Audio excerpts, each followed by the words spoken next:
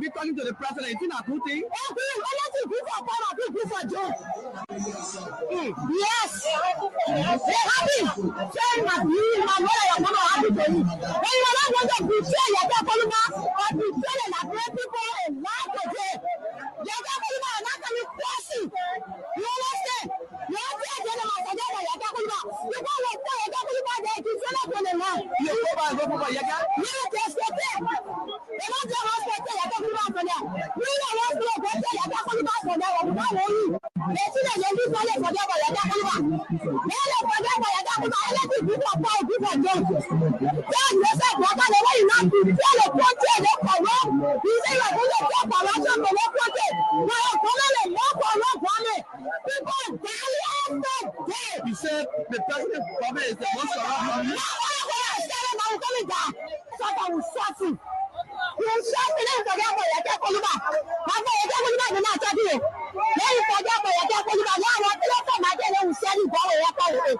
Then you forget for your Polima. Anything I do for me, my people, the other person. Then you leave your Polima. Who the hell are they? Who are you? Our sister will go. Take your Polima from them. Now you know. They are not doing your Polima in our house. Okay. All right, we're coming to anything you want to say for now before we leave you. Thank you so much.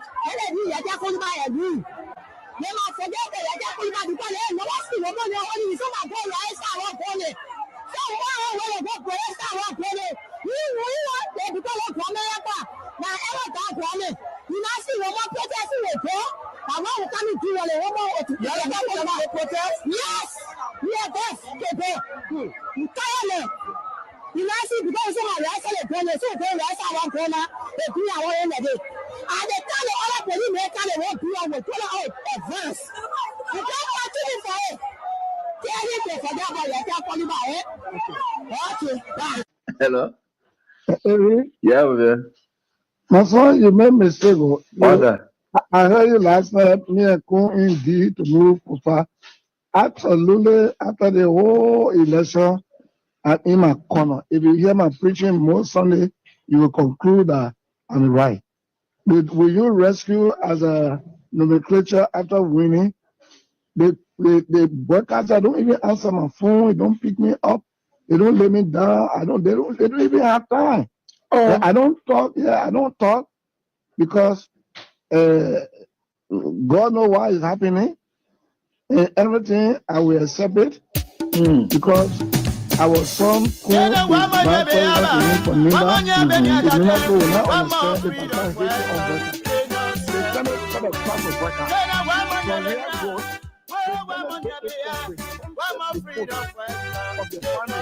and the fact that the Supreme ruling and the amnesty law and everything and the position taken for those commissioners who decided on budget from here and that the way forward is a tomahawk discussion for peace.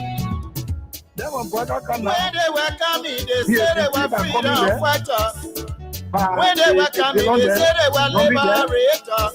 But when they came here, what kind of thing? When you want to go after people? They changed their mind.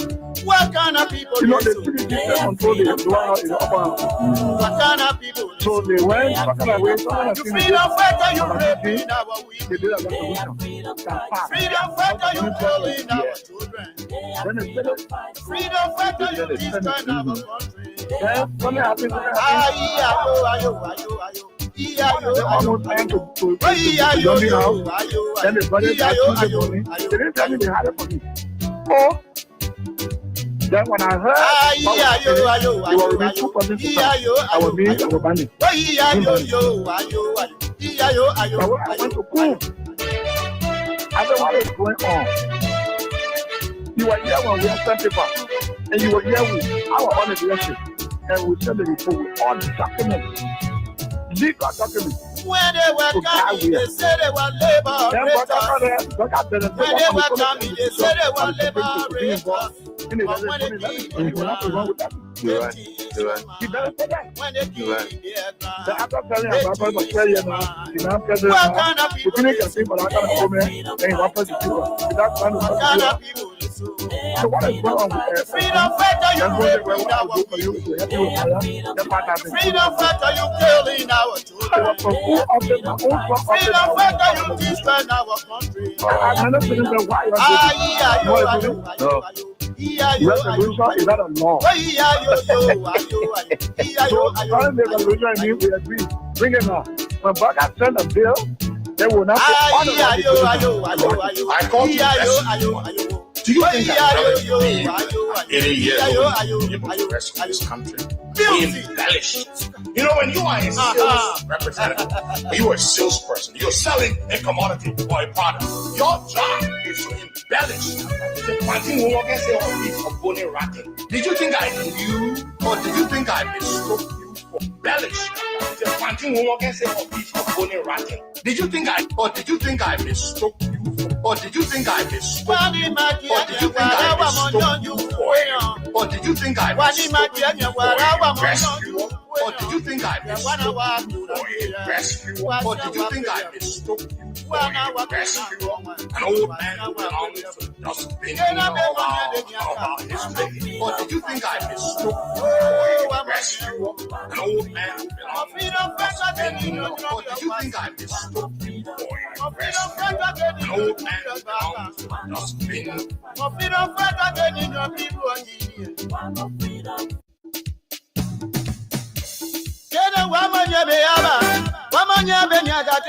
One more freedom fighter.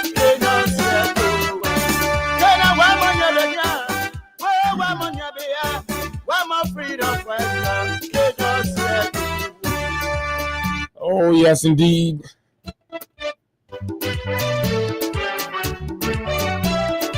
It is a great day. It is a wonderful opportunity. And it feels very good to be back behind these microphones to engage on the issues that matter to Liberia's growth and development.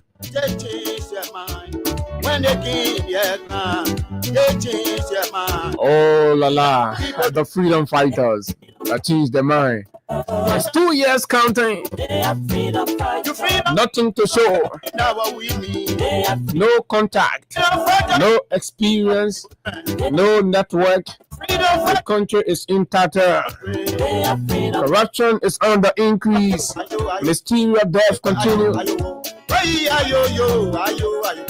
Bribery and compromises are the orders of the day. Payroll pardon.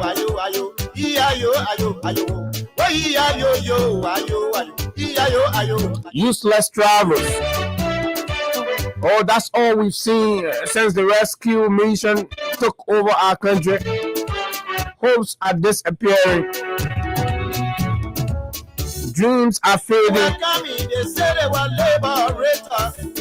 Families are crumbling. Parents are losing their voices. Children are becoming wayward. Girls are turning into commercial sex workers. Students are dropping from school.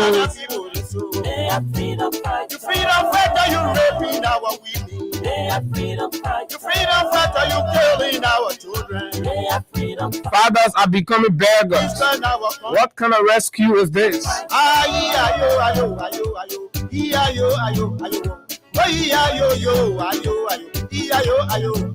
Police are becoming robbers, robbing people, extorting every day. Oh yeah. What kind of rescue is this? What a great Wednesday morning from the nation's capital in Monrovia. This is December. Good morning. Just wherever you are this morning on our voice, a pleasant welcome to Liberia's biggest breakfast platform.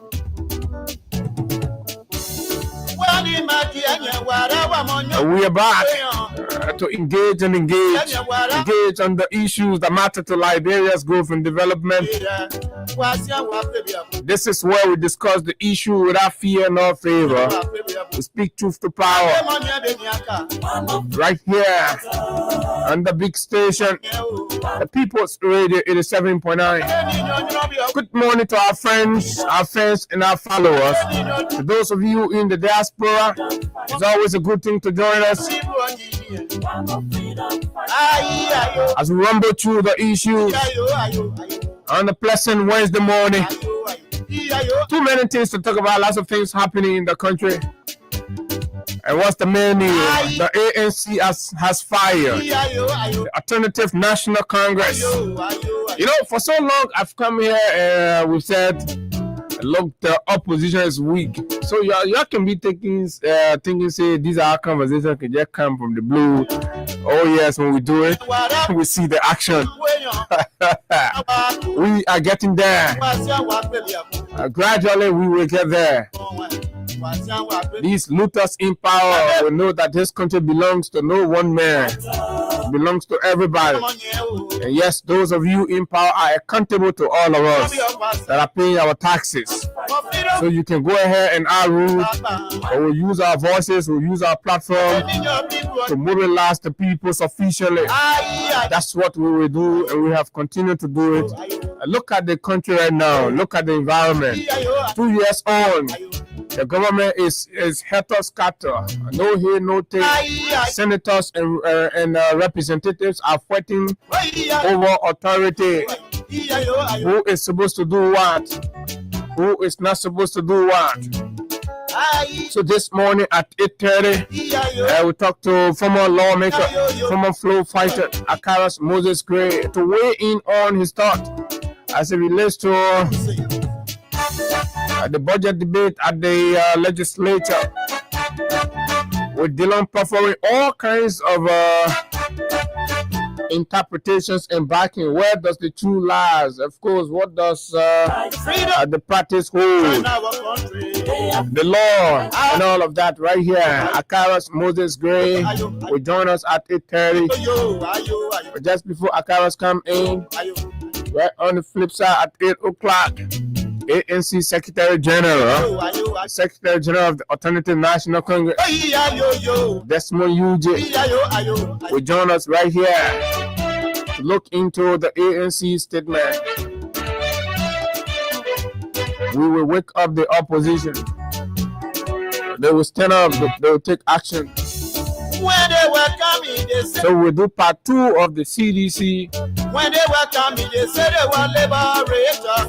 But when they did, sampling for a viable and an ideal fighting CDC chairman. And next week we'll do part 2. No rest for Janga until he himself will resign. The tax is big for Janga. Janga is a weak man.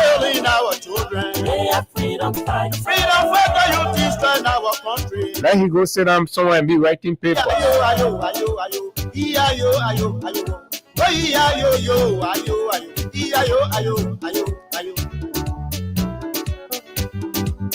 So we will allow the masses to select their own chairman and then project the chairman. Put Janga under immense pressure to resign. Oh yes. Oh, but you know the people can dictate. The people will dictate. Will use the platform every week. Put pressure on you. You will leave. Then you go sit down where the people fail on their own merit. Freedom 87.9. My name is Abu Sharif, and of course, at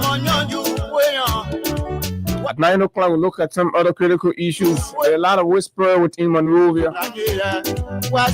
Murmurs, grumblings, discontentment, as people are beginning to wonder what is the value of the experience that the president brought to bear. The network, the contact and connection.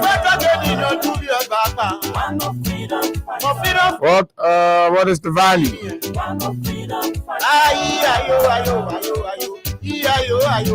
So on yesterday, the president held another cabinet. Since the man went bombing for the birthday, he come out here. The man summoned cabinet retreat. to Bomi County, and they went there and discussed social tautology, nonsense, bunch of nonsense. Do you know how many cabinet? Imagine the budget that's being discussed, what the lawmaker then fighting over who's supposed to hold public hearing for that the budget the cabinet approved yesterday. The government is working backward. Well, what kind of government is in the reverse? So when you think they are going in front, then what about they are going behind? So what is going on? These are the educated people in power, folks. Where did we go wrong? My name is Abu Sharif, and of course, it's always a good thing to be here. Good morning to all of our friends, our followers, the KK riders, and all that. So we have 10 minutes to 8 o'clock. So what I want to do here is I'm getting a lot of complaints from the traffic with this LTM. Remember, as far as my memory can serve me right, the legislature placed some sort of stay order on the LTM operation subject to investigation and what have you. It is not to my knowledge that those investigations have been concluded, and of course, definitive position has been made or rendered in terms of what should happen. But the LTM they've gone ahead to deploy people all across the country, and they're terrorizing road users. So whether it's Keke Rider, please share with us your experience. The world is listening, the government is listening, the president is listening, senators and representatives are also listening in this 9 or 10 minutes.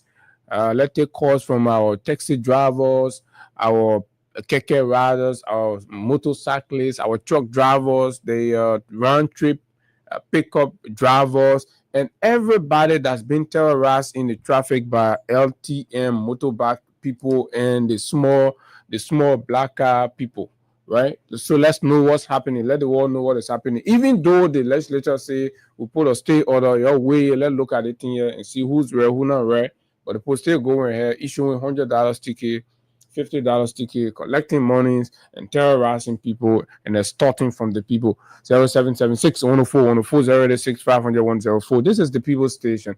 This is where the issues that are affecting the people, the common people, will bring it up for all of us and of course the public to know exactly what is happening behind the curtains. Let's take this person here. Good morning. I hope you have an experience from the traffic. Let's hear you. Good morning. Good morning, sir.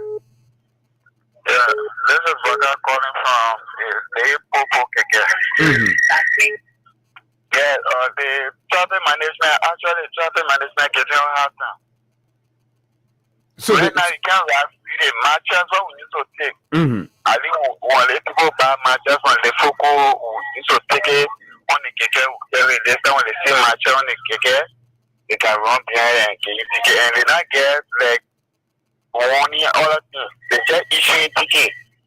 Yeah, like when you put some money somewhere, you know you have to make it back to get your money out. That's what they're doing to us. Yeah, so as soon as they grab you, they get ticket. So what is the range of the ticket they can give you? How much out of ticket and thing the money give? Right now, as I'm speaking right now, my license with them, and they give me ticket. I say that ticket with license with them. Because from 2015 to now how much that ticket they give you? They give me $15 ticket, and what I was carrying is prayer mat. One full of paper by prayer mat. So just for carrying prayer mat, they give you $15 ticket. Okay, let's hear another person. Good morning. Yeah, good morning to Freedom SSNA and good morning to my peace loving people. Good morning. Go straight to the point. We don't have time. Just 7 minutes. Yeah, I'm now motorcycle and a debit driver, but I want to buy into the incident yesterday in the capital building. Okay, sorry about that. Good morning. Hello. Good morning. What is your experience in the traffic with LTM? I'm told they're just giving ticket everywhere and terrorizing road users. Let's hear you.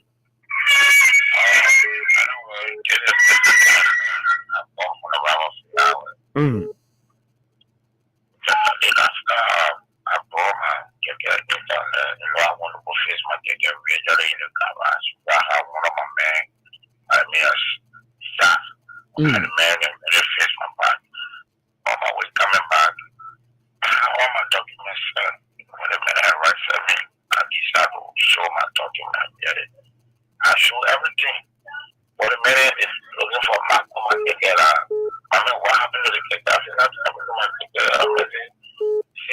never see how you looking. I mean, you see, who see you right with people, in fact, you're parking there. And all my talking about was, up to the time I kept not still parking the central there, and I carry you. Well, I want to go talking, I'm not saying one talking, the conversation, I'm going to push slide, my dear. Oh, so that all I want the men doing. Yeah, they will post slide, my dear, seriously.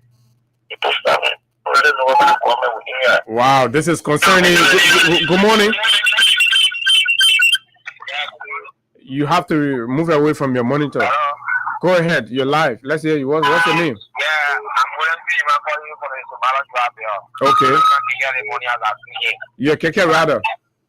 Yeah, Okay, so how is the traffic? I'm told the police are giving you tough time. yeah, the police very giving on here in the country to give here. Then I'm giving him better to give it there when I say the court, the same when I enter him better, but the place is still more there and we don't pass on your head. Every time it's talking here, I'm not here, I'm not here, I'm not get it to the Oh. So the higher used to be before? The higher used to be before?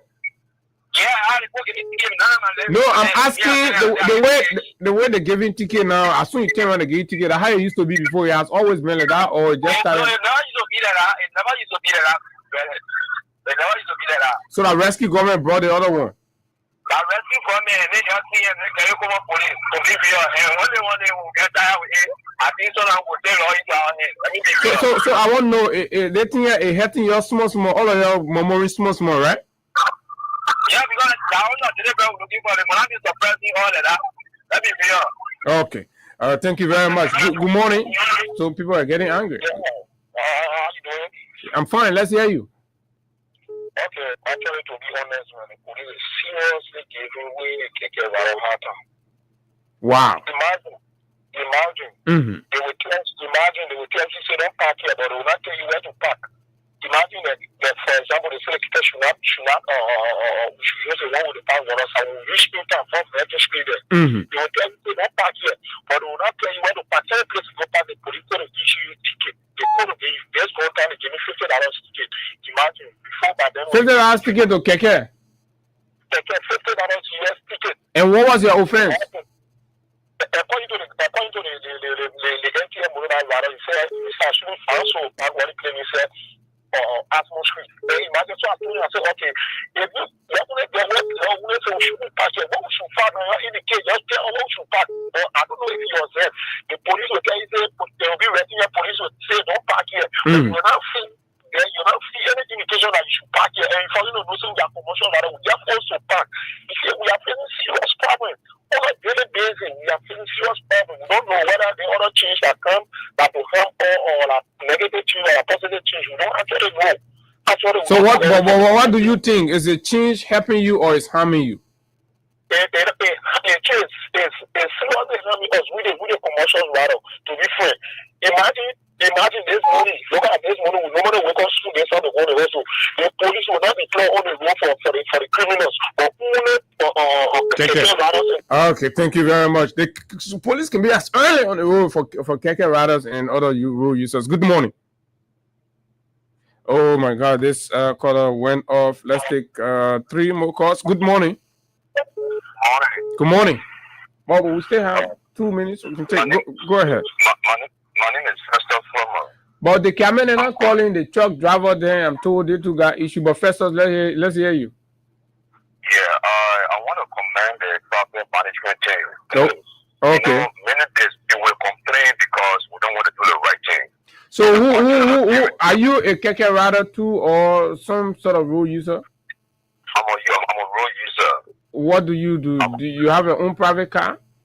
I have a commercial car. A taxi or bus? Taxi. Okay, so what are you commending the LTM for? I'm commending them because of the right thing. They know what they are doing. They are doing the right thing. So what is the definition? Hey, 1 minute. What is your definition of the right thing? The definition of the right thing is you have to look at the traffic, the safety of the people.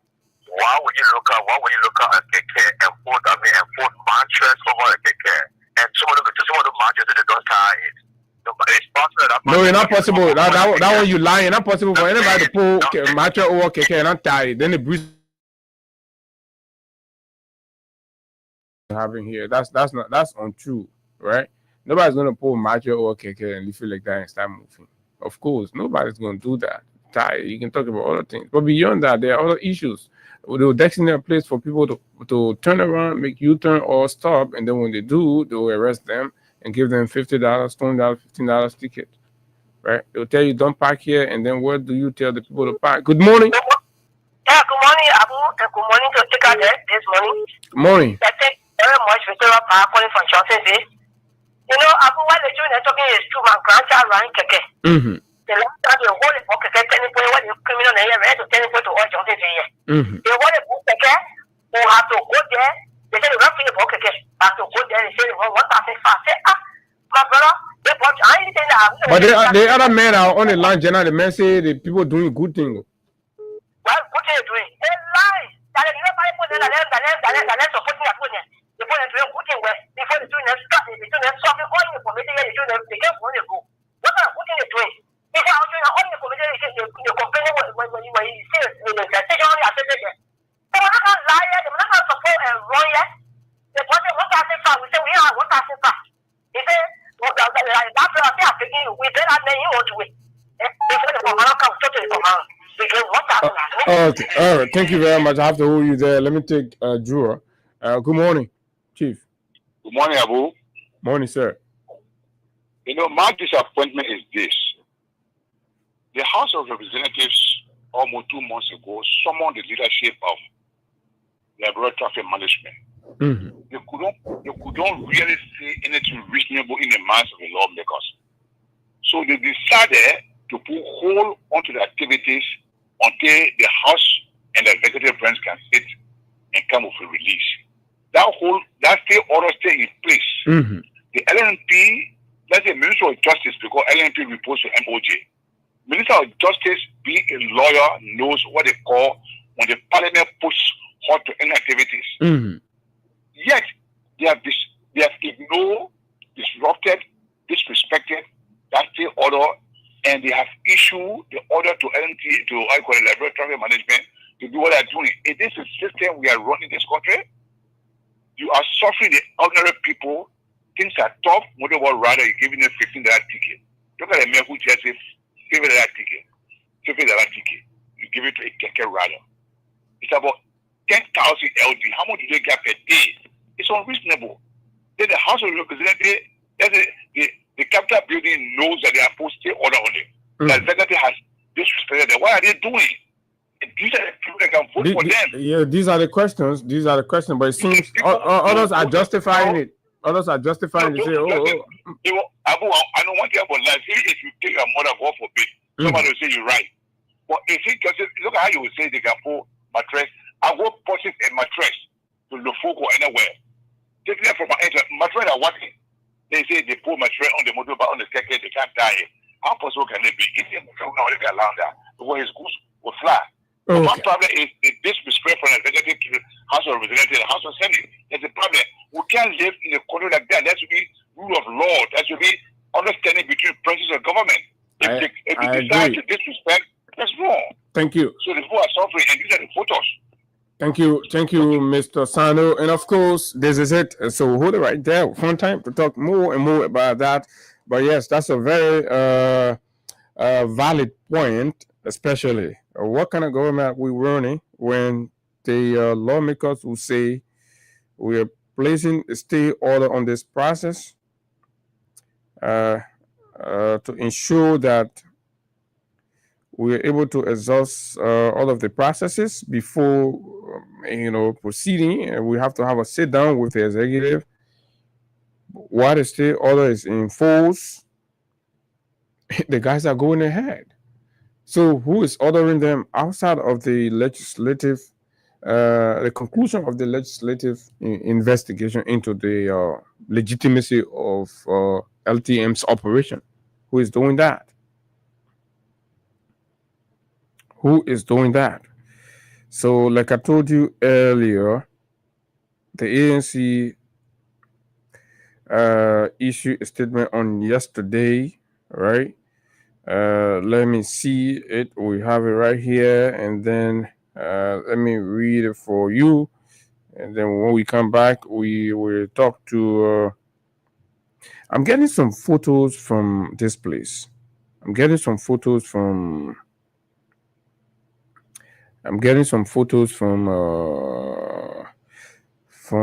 the Emory Hospital. If these are the actual photos of what the condition of the Emory Hospital looks like, then what we have on our hands is a disaster. When leaders start to personalize governance and leadership and take their personal feelings up with national assets, then it becomes a problem. The Emory Hospital is a national asset. You can't be angry with that because you hate George Weah so much, and George Weah achieved the Emory Hospital, so you will not pay attention, you will not fund the hospital, you will not support the hospital, you will not maintain the hospital. When you lack the capacity to even attract a clinic to Liberia, a clinic, you have not been able to do, even a neighborhood clinic, you've not been able to achieve that, right? We are in serious mess.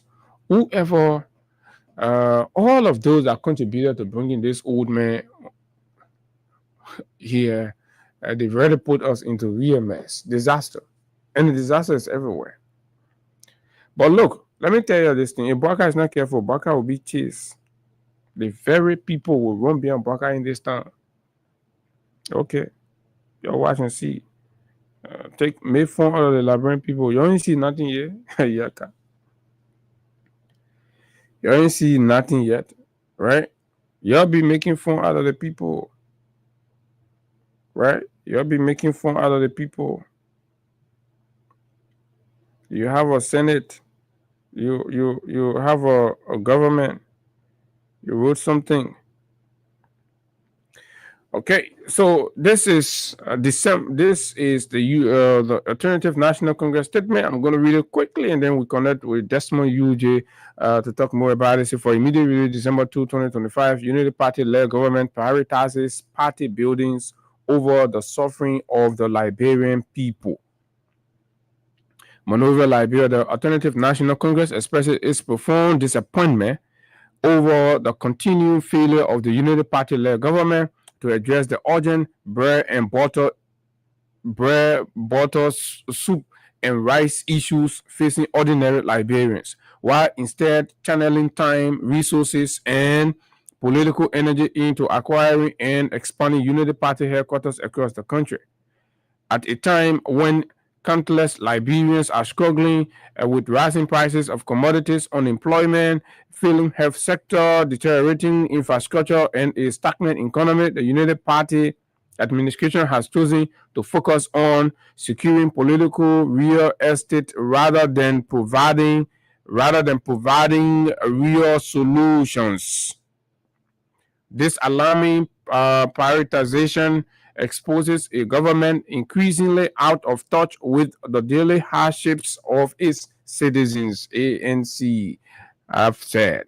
The Alternative National Congress, ANC, finds it deeply troubling that instead of championing policies that uplift families from poverty, strengthen the livelihoods of market women, create jobs for young people, or stabilize essential commodities, the Unity Party primary achievement appears to be the expansion of its own political footprint. This is not governance, nowhere, absolutely not. It is self-serving politics at the expense of the ordinary people. While Liberians cry for relief, government officials continue to enrich themselves through unchecked allowances, unnecessary overseas trip, inflated contracts, and opaque financial dealings. The administration's refusal to confront economic hardship head-on shows a glaring lack of leadership. Underscore compassion and quite simply lacks the know-how. Liberians did not vote for the government that will put party interests above national well-being. Underscore. The ANC therefore calls on the UP-led government to redirect its attention towards policies that meaningfully address poverty, food insecurity, joblessness, and collapse of the public service. Example, water is scarce as the dry season has come. LEC has started rationing electricity due to low power supply. Liberia needs investment in its people, not political structures designed to enrich a ruling party. The Liberian people deserve better. They deserve a government that works for them, not one that enriches itself while citizens struggle to survive. The ANC remains committed to the cause of the Liberian people, signed Desmond Eugene Nimley, Secretary General of the Alternative National Congress, Mr. Alexander Benedict Cummings. Men have started talking. Men have started talking already. So let's see. This is getting quite interesting by the day, and this is absolutely wonderful as we have begun seeing men rising to the occasion. So we're very pleased to have with us the Secretary General of the Alternative National Congress, Mr. Desmond Eugene Nimley. Desmond, good morning. Welcome, Chief. Good morning, Abu. And let me say good morning to your listening audience. And good morning, too, to the very supportive and good people of Liberia, the supporters and the members of the Alternative National Congress. Good morning to you, and thank you for having me this morning on your radio platform. It's good to have you. How is everything going on? How's the ANC? How's Mr. Alexander Benedict Cummings and his beautiful wife, Mrs. Teresa Cummings? Well, the ANC is doing quite well. The last time I appeared on a radio show, we have conversations surrounding our restructuring exercises. That process is still ongoing. I can tell you by January, effectively, the ANC will be fully visible in the eyes of the public. Mr. Cummings and his wife, Mrs. Teresa Cummings, are doing good. As a matter of fact, Mr. Cummings is currently in the United States of America, went to attend the ANC USA event in Minnesota. So he will be back before the Christmas. And so, yes, we're doing pretty well, organizing ourselves to get in full blast, pick up steam by January 2026, effective immediately. We just read a statement. Can you confirm that was a position statement by the ANC? Abu. Yes, sir. Sorry, I wasn't getting you. Sorry, can you repeat? Yeah, I saying we have a statement in our possession that we've read, signed by you. Can you confirm that this is a statement and it's titled "Unity Party-led government prioritizes party building over the suffering of the Liberian people"? Did the ANC wrote this, and what is the motivation? Oh yes, Abu, thank you. I can confirm vividly that that statement is under my signature, and yes, we put it out yesterday from the angle of the ANC. As you read the statement, Abu, it is very sad. It is appalling. It is disappointing that the Unity Party-led government, instead of focusing on prioritizing the needs of the ordinary people, the people who stood up for them, voted them in power 2023, even though there are questions surrounding that election.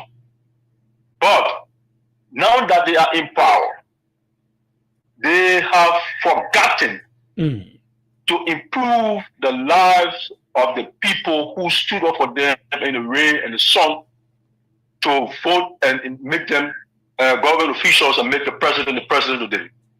It is very unfortunate that they are paying attention to building party headquarters across the country with the resources of our country, instead of instead of focusing on addressing job creation, instead of focusing on reducing poverty, instead of focusing on building new roads, instead of focusing on infrastructural development of our country, the Unity Party has disappointingly embarked on building party headquarters across the country in the name of solidifying the base. That is very unfortunate. That is devilish.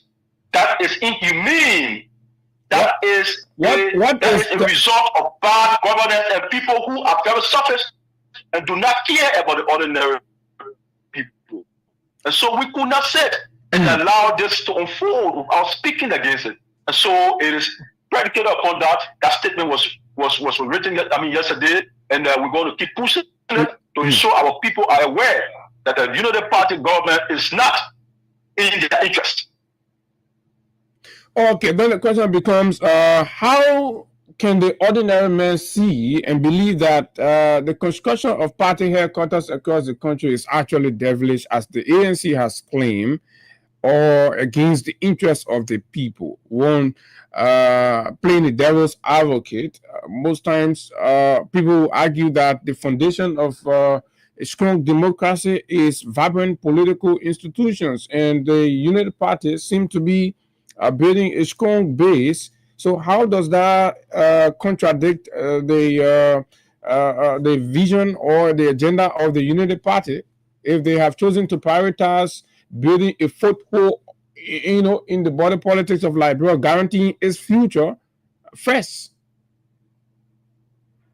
So, Abu, this is the Unity Party that we're talking about today. Before coming to power, it is an open secret that the Unity Party was thrown out of the headquarters, the national headquarters, few years ago, or in the period of the elections 2023. Okay, so they've learned from that mistake. They could not afford a famine because they could not afford to pay a rent less than $100,000 or thereabout. So they're trying to correct that mistake now. They've learned from the mistake. They don't want to be thrown out. They were thrown out because they could not afford that rent. Today, they are making the Liberian people to believe that among themselves, they put resources together to buy that particular headquarters that they could not afford to rent yesterday. What do you think about Millions that? of dollars have been spent on that particular structure. We believe that the Liberian people money have been used to purchase that building. It is unfortunate. It is devilish. It is criminal. As a matter of fact, see them around the place talking about raising funds. Desmond, beliefs are not facts. Desmond, beliefs are not facts. Do you have any evidence? So Abu, I can understand the devil's advocate, but we challenge the Unity Party to show us proof of the headquarters that they have secured if it is not more than $1 million, and let them tell us how they did get that money. We are not children around here. People cannot play on the intelligence of everybody. That cannot happen in the modern 2025 history of our country. So where do you think they've gotten that money from? Where do you think they've gotten the money from? They got that money from the government's covers. How? That's a fact. How is that a fact? No, that's my woman. No, woman. The ANC have said, I can remember when we spoke the last time, you talked about your rebranding, you've said you've committed that the ANC will not just speak loosely, the ANC will not just say anything. Whenever the ANC speaks, she's going to speak from a standpoint of facts. So do you have any link? Do you have anything? The facts are available by reason. Okay. Now, 2023, this political party could not afford to pay a rent less than $100,000. They owed the landlord at the time more than 1 year. They could not afford to pay a rent. In 2 years, when they assumed power, they are not renting that property any longer. Instead, they have bought that place. Where did they take the money from? Well, we say they've been working for 2 years now. Do we expect scientists, or do we expect people from another planet to come and tell us that the Unity Party government has taken money from the resources of our country to purchase that building? We don't expect that. We are rational people. We understand the issues. We know what's going on. We don't need papers in our hands. We judge from the past. Okay. And we compare it to now. That's why our evidence is based. Mr. Secretary General, we know. Yes, please go ahead.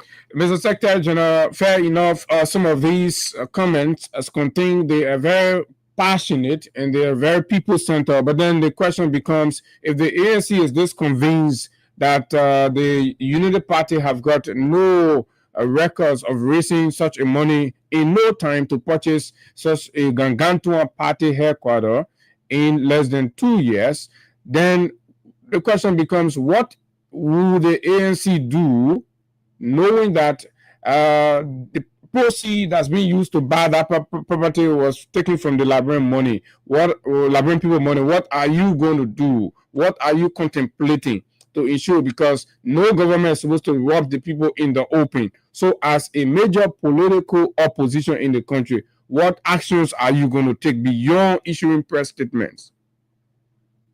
So, Abu, we, from the level of the Alternative National Congress, will continue to expose bad governance and speak ills in society. That's what we are doing now. We are a democratic political party. We will keep pushing the government to ensure the government is doing the right thing. We will not relent. We will continue to have these conversations, raise the alarms that the Liberian people have been robbed. Yesterday, the Unity Party could not afford to rent a party headquarters. That same headquarters have been bought today in less than 2 years. That is not something that people can defend.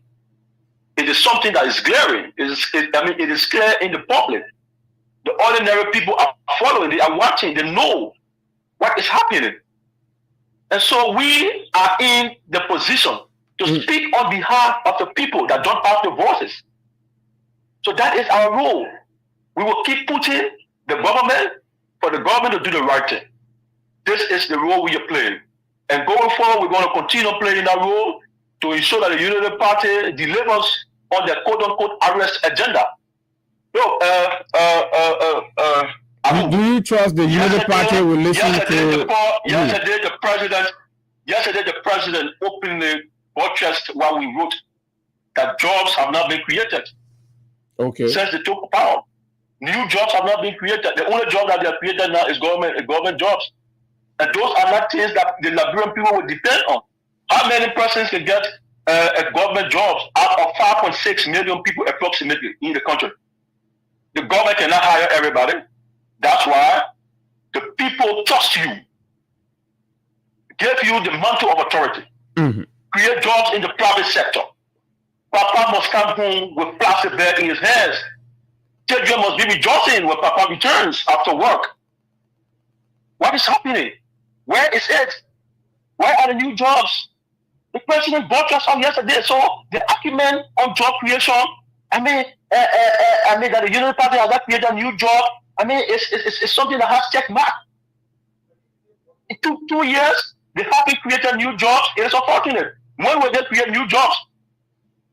At the guy meeting, when they shall be, when the time shall be approaching for the Unity Party to be exited, it is unfortunate. So it's unfortunate, quite unfortunate, UJ. So the government has not created job on the record. Unemployment has gone very bad. In the country and all of that. But the presidency keep throwing large parties, birthday parties, wedding anniversaries, his wife's birthdays, and all of these things. Large, extravagant parties are happening in the country as if everything is normal. What does the ANC think about that? That is a slap in the faces of Liberians. That is an insult to the ordinary Liberian. A man who cannot put bread on his table for his family, seeing the president who admitted on tape yesterday that he was living on loan. Today, he's throwing party since he became president for his birthday. In fact, they also celebrate their wedding anniversary, him and his wife, every year since they took power. Yesterday, they could not do it. Ordinary people don't even have food to eat at the end of the day. Families are struggling. Parents are struggling to pay school fees for their children up to now. Second period has begun. People have not paid school fees. Parents are crying every day. And the president is throwing parties around every year, spending hundreds of thousands of US dollars. Where is that money coming from? If it is not government money, if it is not resources on taxpayers' money, it is unfortunate. It is a slap in the faces of the people. It is completely disgraceful for the president who could not, on tape, told us he could not afford living without taking loans. He was surviving on loans yesterday. And so that's why we will keep electing in the minds of the people that this government, this government, the Unity Party government, does not have the interest. The government pays no attention to what you need as citizens. The government cares less about you. The government is selfish. Okay. So people in the government are going on trips, unnecessary trips, carrying large delegations with nothing to return with, spending taxpayers' money on DSA, unaccounted for at some point. Where are we headed? Where are we going as a country? That's why we've always maintained that nothing has changed in this country. The Unity Party has nothing to offer. The Unity Party government has nothing to offer. And we are calling on the Liberian people to stand up. It is their right. Okay, so the ANC, one minute, this is news. The ANC is calling on the Liberian people to stand up. It is their right. Is that correct? Yes. It is the right of the people of Liberia to stand up against their government. That government is not prioritizing. Are you convinced that we'll reach a point where the Liberian people should stand up? We are convinced. What more should we wait for? Should we start seeing people dying in the streets before we call people to stand up against the government, speaking against the governments for ills that they are committing against the government, against the people? We cannot stand up, we cannot sit silent and watch our people to die before calling on them to stand up against the government. We cannot do that. People must not stop dying first. Recently, the speaker was heard threatening journalists to put them in jail and all of that. We've not heard anything from the ANC. This is an opportunity. What do you make of that? Direct threat on free press and, of course, the right of the people to get informed. Abu was once a practicing journalist. I used to practice at the legislature there. We listened to the tape from the speaker. And later on, he apologized. You know, during the crisis, Abu, of the speakership, the position for the speaker during that crisis when the speaker, Kofa, was illegally removed, we, from the level of the ANC, was framed on the processes laid down in removing a speaker. We were not against people removing speaker. Speakers can be removed for just causes. But what are the processes that people followed at the time? That illegal removal took place, the president supported it, and today we have somebody who said he is a regime speaker. He is on tape for saying that. And you are the speaker, you threatening journalists. We come clear against that statement. We resist that statement. We believe it is anti-democratic. It is counterproductive to the progress of our country. Freedom of expression, freedom of journalists should be a number one priority. In fact, the KAK Act is still under full swing. It's still being implemented. That KAK Act must be respected. The speaker must acknowledge that. Journalists cannot be threatened while they are doing their work, while they are carrying out their reportorial duties. It is unfair. It is counterproductive to information dissemination. The speaker is good that he retracted it, but we hope that that was very sincere and that it will not be repeated. Okay, so lastly, Mr. Nimle, and then I'll take leave of you right here on the show. Is the ANC open, owing to everything that's happening in the country, the flagrant violation of our laws, and of course, the mass looting of the state, corruptions, and all of those things, those vices that are counterproductive and anti-democratic? Is the ANC feeling the urgency for and prepared to join in a consolidated, vibrant, forceful opposition collaboration to confront the menace on our hands in Liberia today? Okay, thank you, Abu. I have said on other platforms, and I will say this on this particular platform. This is a view of the ANC, though. Take it. The ANC is open to collaboration, but not an early one. Yes, we can collaborate on issues with other opposition political parties in the country, issues arising in the country. At this very early stage, we can collaborate to speak against the ills in society. Is it too early when Liberians are dying and crying for hunger? For now, the ANC, Abu, is rebranding, is restructuring. That is where our energy is for now. Okay.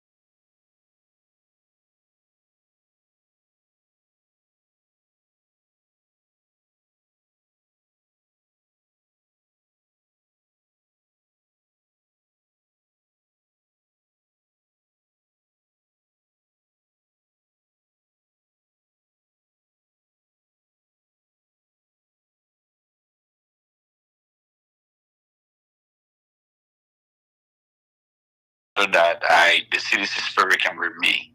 You know, Monrovia is not the only area, so I volunteer my service to join our leadership in some part of the contest to be along with them. You know, the voice of Akaros Grace is the voice of encouragement. To many Sidicians across is the voice of hope. So we got to reinstate that hope and encouragement into our people. And the party is very upbeat. The partisans are a very committed group of people. I've never seen or interacted with a committed group of people as I do. And that's one of the reasons why I keep being in Liberia, because they give us hope. And when don't you for us, we must also don't you think that commitment is gradually fading due to how things are playing out recently? No, the commitment is not failing. What is happening is that I know partisans are yearning for a national convention restructuring of the party. They are committed to the party, but I know that they have some concerns about leadership issue. So that's the issue right there. They have some concerns about. But in terms of commitment to the party, they are unbending and they are unwavering. They have nowhere to go like me, and they have one place to remain, and that is the CDC. So there are more people invited besides partisans. We have other people who are disenchanted unity partisans who are affiliating with us. We have other people who believe that the CDC is the way out for 2029, and we are the biggest force. So no need of wasting that time is to rally around the CDC to make this government not just a one-time government, but to defeat them in the first round of the election with over 50% of the vote. You know, once you get over 50% of the vote, there will be no need for a runoff. So we don't want to waste money, the Liberian people money in the runoff election. We want to defeat the Unity Party in the first round election. A party that is just concerned about building headquarters and not about the poverty of the society, the hardship in the country. And it's a flagrant disrespect for their partisans, for the Liberian people, where they will put all of this energy and strength into construction of party headquarters instead of economically redeeming the country. Even though the CMC of Musa Ability continues to position itself very actively as an alternative, since the CDC don't seems to be very much proactive. Only a few people talking, and the CDC seems to be in the minds of others a little complacent, and people are considering. Are you not troubled? I'm not troubled at all. I'm concerned. When you say trouble is a stronger vocabulary, I'm concerned like the ordinary partisans. But one assurance that I can give to them is that the party will be restructured, the party will go to convention. I can assure them that. But like I said, Abu, the CMC will not be castigated. The opposition will not be castigated by me. Nobody will get that out of me. In fact, I want them to work more so that if we put the forces together, we can give the Unity Party a political bloody nose in the first round election. That's what we need to do, and that's what we must do. Because look at the country. That means you are envisioning a collaboration with the CMC. With any political party in the opposition, I think we should collaborate with them, and not just in the opposition. Even people in the current ruling establishment who are disgruntled and who want to come over to the CDC, we should open up to them and encourage them. That should be part of the restructuring process through a national convention to lead the party into 2029. Well, sir, Chief, basically this morning we call you to tap on your legislative experience as we are witnessing what many would term as embarrassing, seeing the House of Senate and Rep going a loggerhead on matters of the budget and budget hearing debates and all of that. What do you know as to the procedure and the processes and the tradition at the House in terms of who handles the budget or the budget hearing processes? The first thing is that the House is in the crisis of leadership. There's a leadership deficit at the House of Representatives. Okay. When we were there, this would never happen. Okay. Some members of the Senate, let me choose my words, are very disrespectful to the House of Representatives. And I want to inform the Liberian people that the House of Senate is not superior to the House of Representatives. The Constitution does not provide for lower house. There is nothing in the Liberian Constitution called lower house. to say the House of Representatives is a lower house. That is a parliamentarian terminology in Britain then that we will say the lower house or the upper house. We don't have lower house, we don't have upper house. The two houses are co-equal. In fact, the Speaker presides over the General Assembly. He's the chair in terms of the Senate in the history of the country. The House of Representatives is the direct custodian of the people's power. They are the people's deputy. They are elected. That's where the people go. They don't usually go to the Senate. The Senate represents the landmark. They don't really represent the people itself, but they represent the landmark of the country.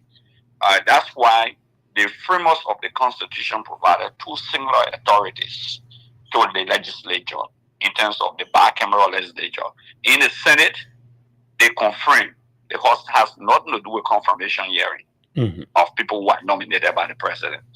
In the House of Representatives, the framers of the Constitution gave them a singular authority.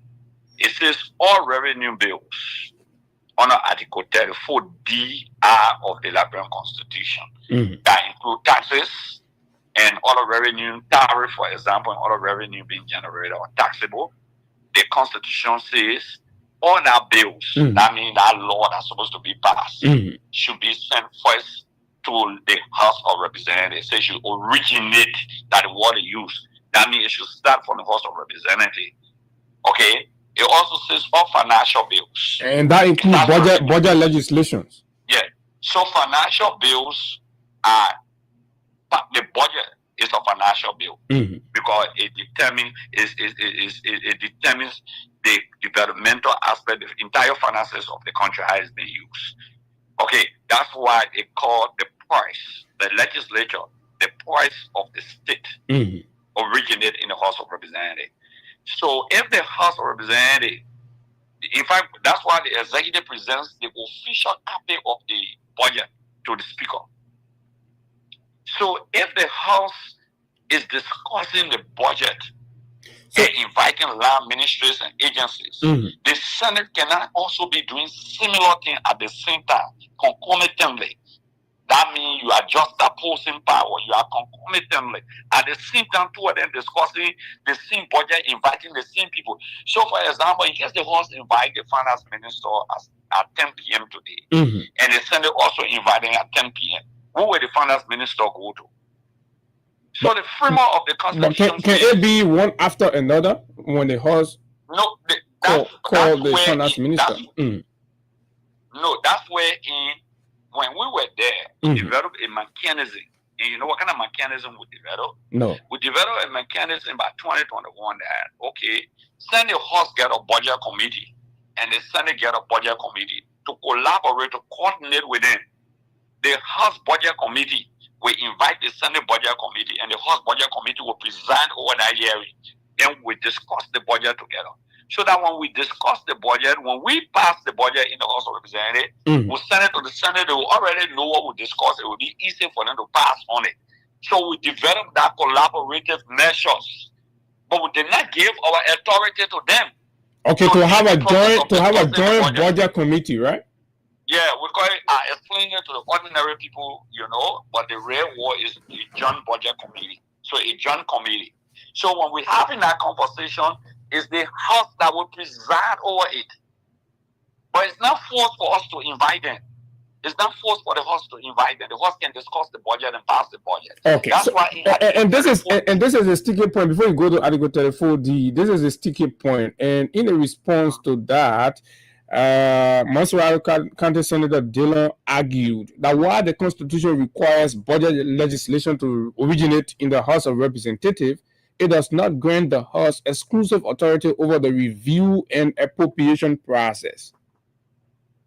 No, let me say this to you. Even with that on Article 34D(R), go read it. You need to read it to the public. It says that the budget should originate in the House, right? It says when the House passes on it, the Senate may. It says the budget shall, in law, when it says shall, it means a must, shall originate in the House of Representatives. And it goes on to say the Senate may propose or concur with amendments. They say the Senate may propose, they can make some proposals, or they can concur. You see the framework of the Constitution, they use two words. They say the Senate may propose. Okay, let me read 34DR. All revenue bills. You will read it. Hold on 1 minute, quick. I beg you. It says the Senate may propose. So who they proposing to the House, right? They may propose or concur with amendment. So the Senate does not have to concur. Read the Constitution.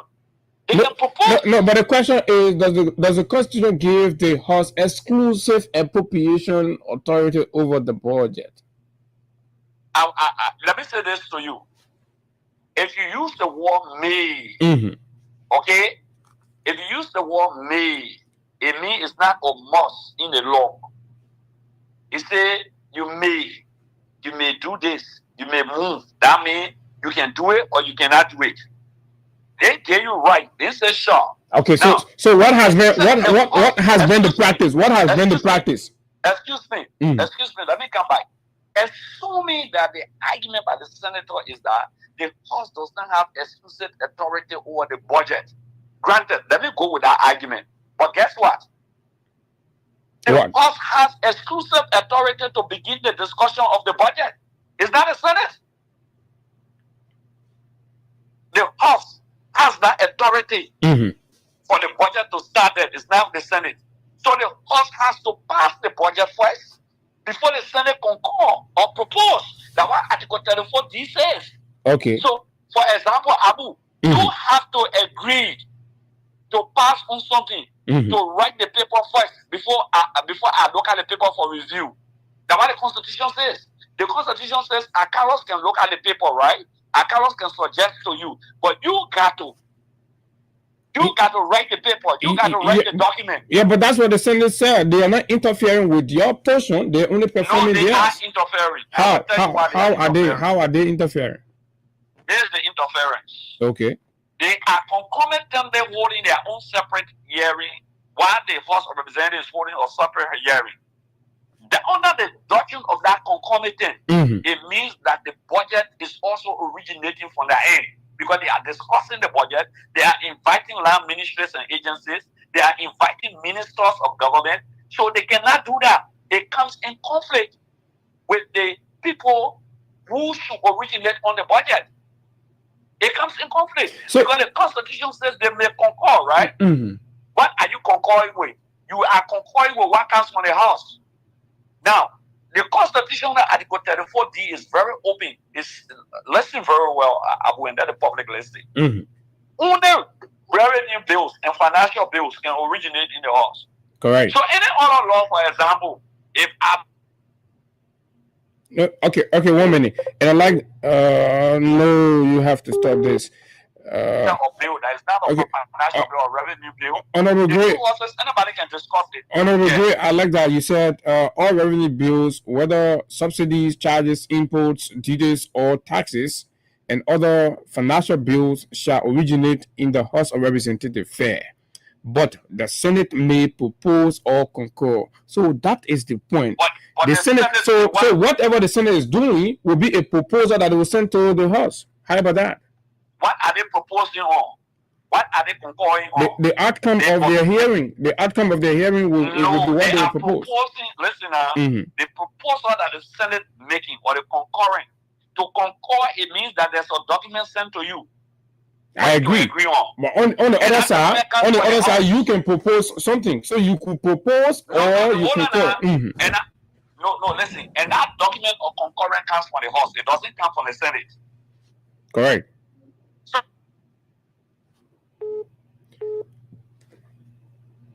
It has to come from the House. Not from the President. Not the budget as sent by the President. No, the Senate is not the Senate is concurring on the recommendations made by the House of Representatives. Because when the budget comes up, any document that comes that has to do with financial bills or revenue bills, when the House finishes discussing, they send to the Senate to agree. If the Senate agreed, they will send proposal. Okay. So counter proposal to say we agree that finally we agree, for example, that CDB King should get $10,000. We wanted to get $15,000. Though the House said they should get $10,000, but we the Senate proposing that they should get what?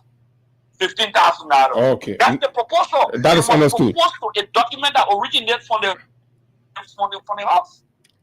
That is understood. I mean, that point is clear. Abu, they say the Senate may propose or concur. Or not concurring. I want the ordinary people to understand. When in the legislature, when they say you are concurring, that means you are agreeing to what came from maybe the Senate or what came from the House. Okay. So, besides revenue bills, besides financial bills, other bills, the Senate can pass on it and send it to the House. Okay. So Honorable Yelu is trying to join us. We'll add him to the call, but go ahead, Honorable Gray. Garrison is a lawyer. So what we are saying, what I am saying here is that common logic here is this to the ordinary people. Why the Constitution say the Senate may concur? What are they concurring with? Why the Constitution say it should originate in the House? It originated in the House because that's what the law says. So they send that document to the Senate to agree or disagree. When the Senate agree or disagree, that the concurrent that we're talking about. That the concurrent. Or they will propose. They will say, okay, you say CDB King should get $10,000. But we from the Senate want CDB King to get what? $15,000. So they got to agree with the House or they disagree with the House. But why would they agree with this document are going? So lastly, then I'll go to Honorable Garrison Yelu. Why is the reverse happening? What do you think is the reverse happening? You connected somebody on the line? Yeah, Honorable Garrison Yelu. I told you he was trying to. Oh, Garrison, that's my boy. That's my man. So, okay, I mean, it's a counselor now, that female. So, but listen, I'm telling you why it's happening. I will say this to you. Okay. The first thing is that the House has not dignified herself. Garrison was in the House of Representatives, and he will tell you that we work together. The Senate shows so much disrespect to this House. The House has subordinated herself to the Liberian Senate. They allowed the Senate to discuss the budget more. Emmanuel Nukwe, Prince Moyi, and few people in the Senate, you know, Jeremiah Kumben, co-chairman of Business and Finance, a vice president. Thomas Farah is the guy, the only one that in the House. Okay, technically. So that's his strength.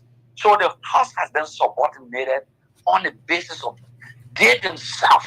Why? So is it that, for the lack of a better word, is it that the House is experiencing brain drain, so they have to depend on the Senate? It's not.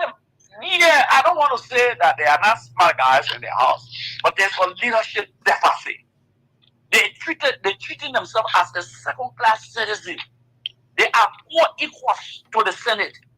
They are not second-class citizens. The Liberian people elected them.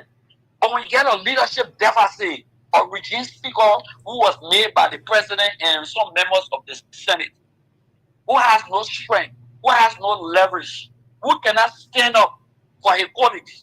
And the colleagues themselves, many of them, they go to political, legislative orientation. Garrison, when we became lawmakers in 2012, we had a lot of workshops, we had a lot of training by domestic and international partners. So many of the guys, with all respect, due respect to them, many of them had no legislative orientation. Some of them, they don't even understand their function, like my district lawmaker, and only there to take pay. He's a tax collector. You're only there to take pay and leave. Okay. You're going for your leg.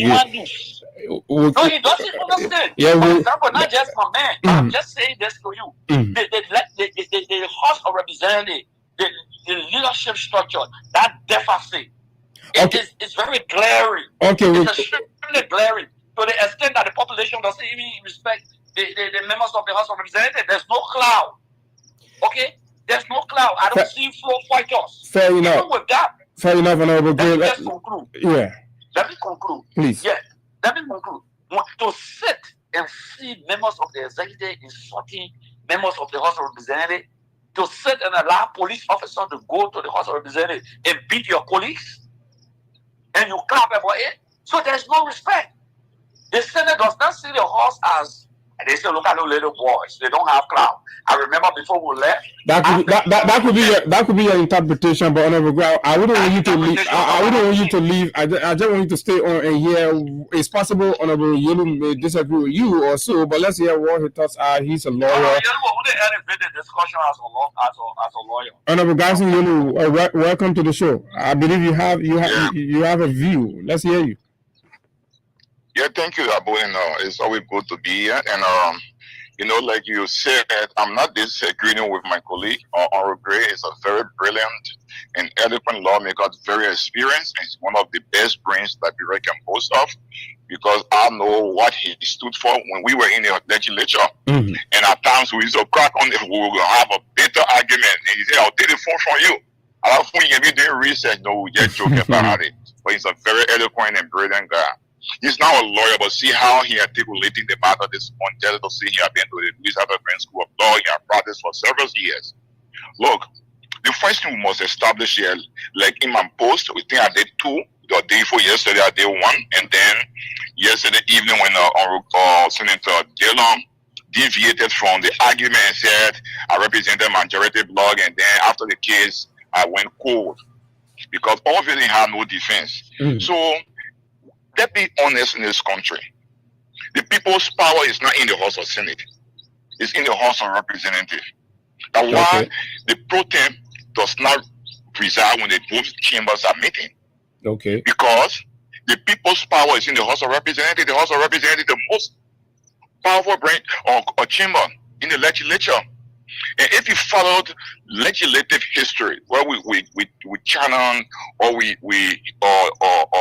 model our governing structures from the United States, it came to be in the House of Senate came to be as an accommodation for the smaller states, because the smaller states who were joining the Confederation had issues, and because they were having issues, they said, okay, what we'll do, we'll create another or chamber where a small state, large state, they will be having 2 members there. So we just model our governing system through the same system.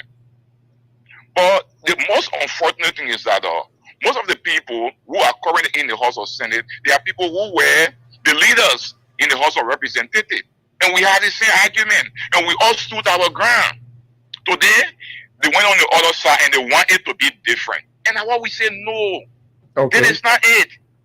Like Honorable Gray said, the text of Article 34D is clear. It's very clean.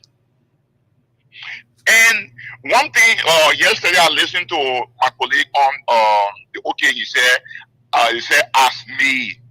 And what the framework were trying to say is that just as when you have pass on an instrument from the lower house and you engross it and send it to the Senate, there is the same process. And the point the Senate and some senators are holding on to is that the law does not grant the House exclusive authority over the review and appropriation process of the budget. That's the point they are holding on. Then they say they are sidestepping, because the very Constitution did not equally give them that authority. And the 2 things the Constitution they might do. It says they either propose or concur. So there is no inherent authority given them to review. What in the minds of the framework is that the people's power is in the House of Representatives. So these are people, the budget directly affects the people. So they will look at the budget, the situation that align with the constituent, the people, and based on that, they will pass the budget, cross it, and send it, and forward it to the Honorable Librarian Senate. At that point,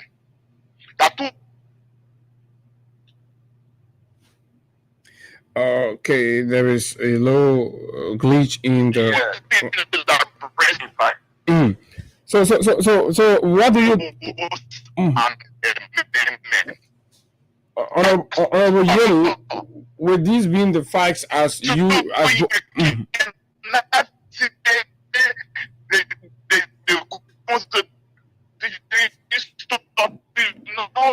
Oh my God, Honorable Yelu, I'm sorry, your line is coming in distorted. Honorable Gray. Honorable Yelu struck a very important point. Very important point. We have had 2 speakers, 2 deputy speakers, and 2 members and ranking members of the Committee on Ways, Means, and Finance in the Senate. Correct. He struck a very important point. We had Speaker Carter before. He will never allow that to happen. We have Speaker Emmanuel Nukwe before. he would never allow the Senate to take charge. You mean as sitting as speakers? Speaker, sitting as speaker. Okay. Talo was sitting as speaker. That nonsense will never happen. Honor Talo as speaker. Talo was chairman on Westminster and Finance before he became speaker of the House of Representatives. That would have never happened. Emmanuel Ndukwe was chairman on Westminster and Finance. He would never allow the Senate to take possession of that budget. And he became speaker. He would never allow that.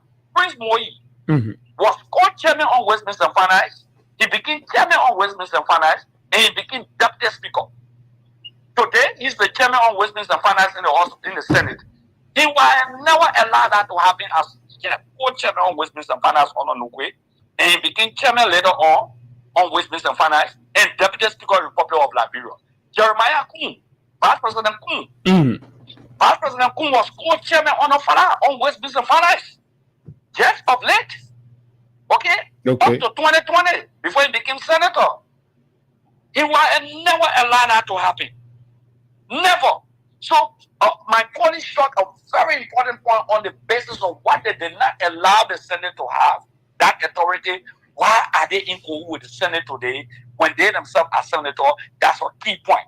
The next one is short. He went to the historicity of the establishment of the Liberian Senate in America. That's what we know there. Because representatives that the people deputy, some counties will have 10, some will have 15. The smaller counties, for example, like Grand Crew, for example, the Grand Gide, for example, like River G, for example, some of them will have 2, 3, or 4. While Monserrato coming with 17. So in America, the people say no. For the smaller states to have a voice, will have a bicameral legislature, 2 houses. So every county or every state in America will have 2 senators. So that when the House makes some decision, at least we can have a little counterbalance in the Senate. So the Senate actually represents the landmark. You represent the county landmark. The people in Monserrato, that the direct representative of the people that in the House of Representatives. Who do they put run to senators? They run to the representative because the senator can live in any district. So you're trying to project superiority there, right? That's what you're trying to do. You're trying to project that the lawmakers, the representative may be more superior. No. I'm not trying to project superiority. I'm trying to say this authority that the Constitution gives to the House of Representatives should not be usurped by the Liberian Senate. Take, for example, one morning, one protest jumper say, I'm bigger than the speaker. Yes, Jack Bronstein time happened. He said, no, the speaker and I, we are equal. In fact, the speaker is not bigger than me. When it comes to SNSA, who goes in the day after the president, the vice president, then the speaker? Even when the Joint Assembly meet, the vice president is the presiding officer of the Liberian Senate. He's the president of the Liberian Senate. But when the 2 houses meet, the Senate and the House of Representatives, that the speaker will preside. The framework of the Constitution knows that the power of the people in the House of Representatives, that's why the speaker must preside. In the absence of the speaker at a Joint Assembly, the deputy speaker will preside. In the absence of the deputy speaker, the speaker pro tem will preside in a Joint Assembly. Okay. That's the authority. So the Senate is not bigger than the House of Representatives. They are not bigger than the House of Representatives. But that's like the issue of superior, you know. So Honorable both Honorable Gray and Honorable Yellow, that means there's a violation of the Constitution. So what is the remedy? You see, the final forum the group are coming. Look, let's be honest here. I meticulously listened to my colleague this morning, and I think I could not just overstate what he has said already, the logic, the legal basis, and the intent of the framers. Article 1 says all power is inherent in the people. That is the supremacy clause of the Constitution. Like he was saying, we have an issue with Honorable Queen O.S. Topa, when now the Inspector General Gregory Kuma have an issue with him, and then they arrested him around Yekipa and Boya went to Banga and went to the section. Speaker Tyler was residing then, and then we Honorable Grade me with several guys that stood up on the floor, so we're not going to have session today until the president can address the issue concerning our colleague. And we never have session. Speaker Tyler have to call the president and say, look, the guys are saying you dare respect their colleague and they will not have session. She have to call the lawmaker and beg us. And beg us. And then the only excuse I was mistaken identity, blah blah blah. The man was in short trouser, but we never took it like that. Currently, the guys, I was surprised a representative on air. I know they think it is about partisan. What we are doing, we are elevating a debate for them. That we should not overlook them. You understand? Because when Senator Dillon went and said he was educating Musa Belete, I had to come and say, look, no, what you wrote is not it's not the intent of the framer. The budget is a House of Representative material because it's directly affecting the people. The cleanest, the rules, that everything is about the people. Now, what that authority, when it comes to the budget, it's just like the framework did it in a way like they try in fact within the House of Representatives, they're going to look at the details, how it is impacting the people and all those stuff. When they are done, then they send it to the House of Senate. The House of Senate now said that and proposed. And then you took a matter from the civil law code, you went to Supreme Court. Supreme Court say no, yeah, the judge was not done this. I think you should have done it the way, so you go back. And you understand? They have to propose. So who are they proposing to? Okay, what are you concurring with? Technically, there is nothing before the Honorable Liberian Senate because the House of Representatives have not completed their work. They have not forwarded it to them. So what are they hearing on? So that's the concern because the budget year starts in January and all of this rigmarole is going on and the Senate is insisting that it is within her purview to do this. So my question is, when these errors and fundamental mistakes are being made, what does the law say about correcting it? Are we going to go back because the executive seems to be dealing business with the Senate? Yeah, at times, mind you, most of the people in the executive, they are appointed and confirmation, they have to go to the Senate. So that exclusive authority is there. So at times, people have to test the law and go to the Supreme Court, like we did in the House of Representatives when the issue of quorum, and then people say, well, the quorum today constitute the quorum for another 3 months. And when the justice in chamber said no, Justice Wolocott said no. The framework intent is that every day you go, you will do roll call to establish quorum. So one quorum cannot be simultaneously or quorum for 90 days. So we have to revert back to the process.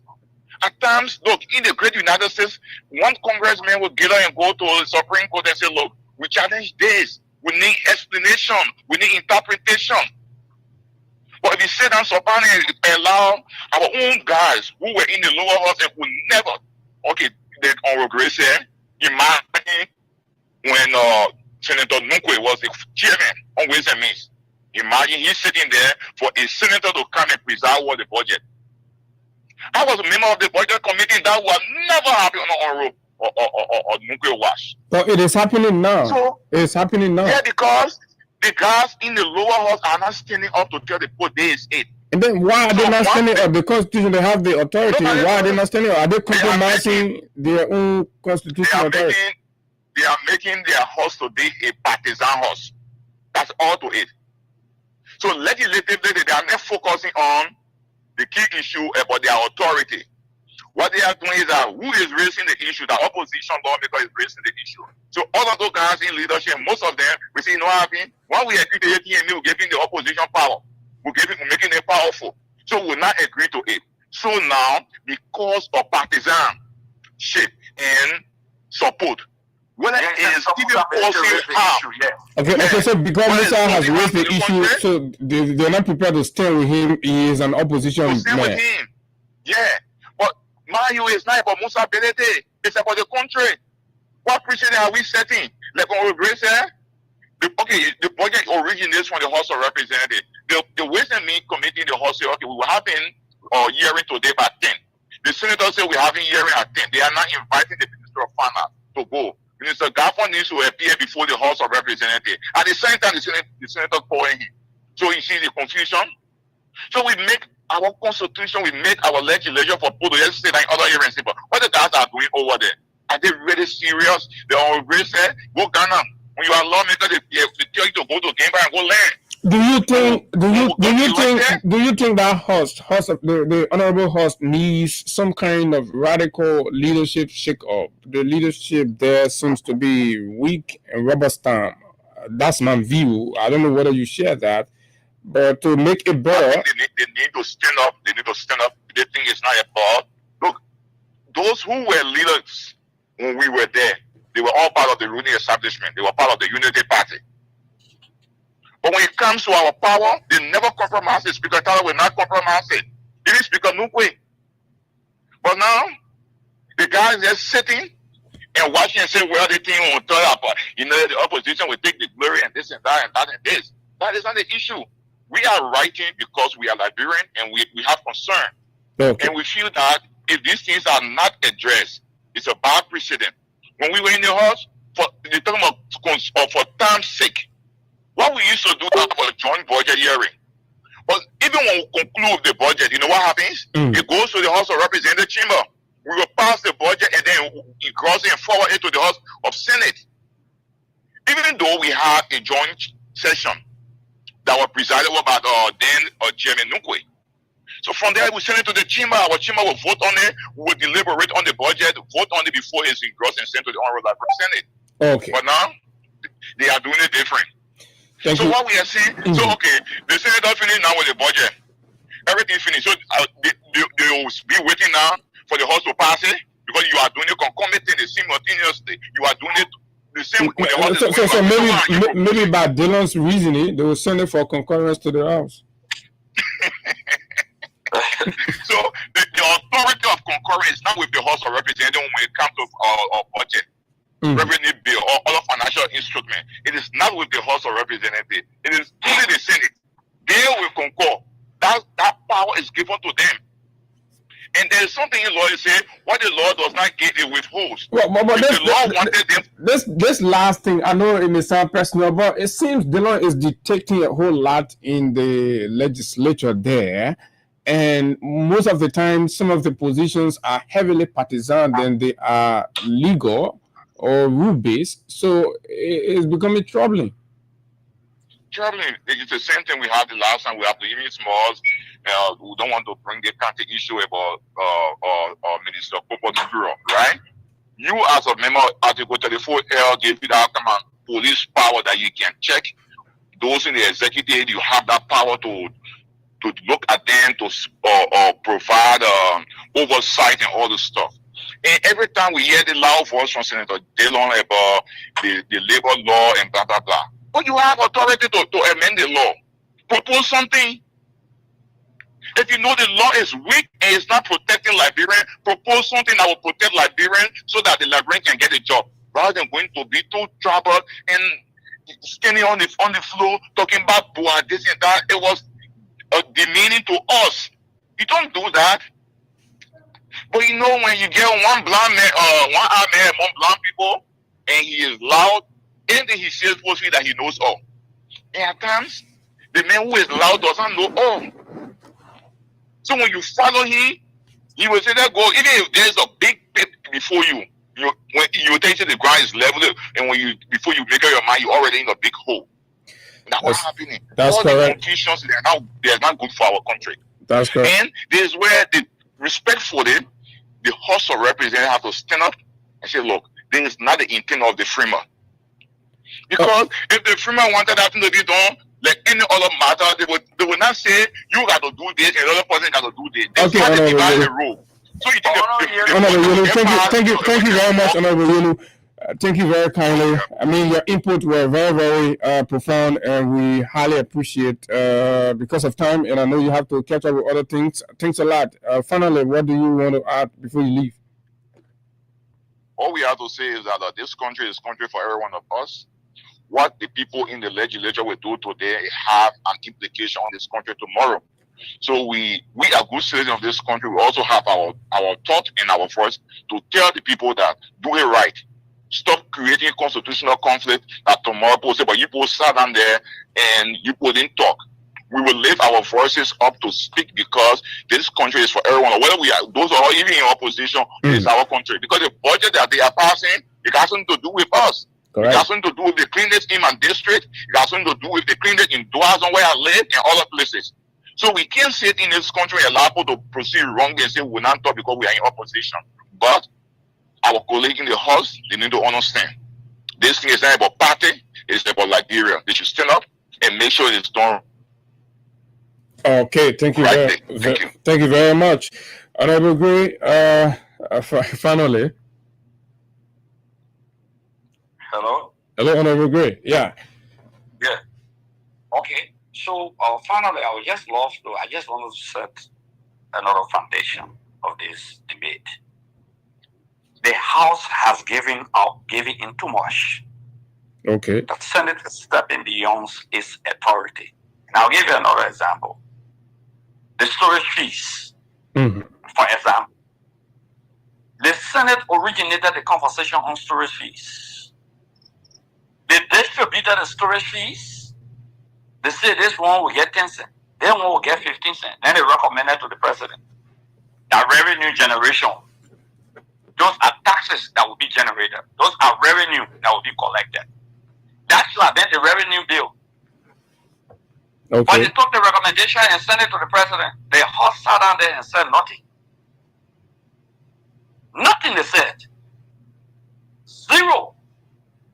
One House just sat down, the Liberian Senate, and just ascribe unto themselves an authority that they don't have.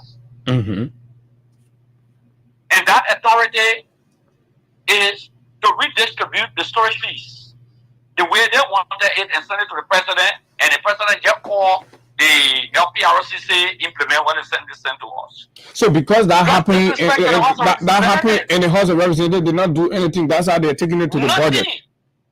Nothing. And in fact, you know it will form part of the budget, right? Correct. It will form part of this budget to be approved. And the House of Representatives will just sit there and approve a suggestion from the Senate. We're all working with them. That's not been a collaborative effort. That's what I'm saying. And rightfully, my colleague said something very important. It doesn't matter who the argument comes from on the floor. Once the argument is logical. It doesn't matter where it comes from, Musa Berete. It doesn't matter. I'll give you an example. Okay? I'll give you a lot of examples. I wrote a communication once upon a time about Noka. And it was a serious thing. Speaker Talo was presiding. He took the communication and sent it to the relevant committee for a serious debate on the floor. The opposition, the ruling party lawmakers were furious. Some and some other guys were very furious. But we succeeded with Talo presiding. In my way, no way. But for Chimos, for example, the meter steel agreement that came to us and we rejected it, they came from the executive, but we rejected by us. But for Chimos was presiding as the speaker for the ruling establishment. And we said, no, Eugene Fakumo and Snow got into a disagreement. People in cities were calling me, oh, you know, Eugene, our party saying, you know this. I said, no. As long as he doesn't apologize, he has to go to jail. He will be handcuffed and sent to jail because his action is contentious. And we did that.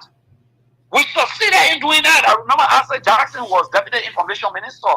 He had an argument and insulting me. At the end of the day, Carlo invited him. He was punished for that.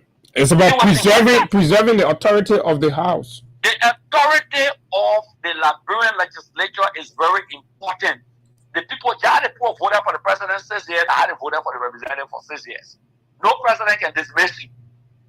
But see the way they did, somebody jump and say, I'm a regime speaker. Where in the war have you heard a speaker saying, I'm a regime speaker? Where in the war have you ever heard that? Even if you're from the regime, you cannot say I'm a regime speaker. And it's a dangerous thing to even say I'm a regime speaker.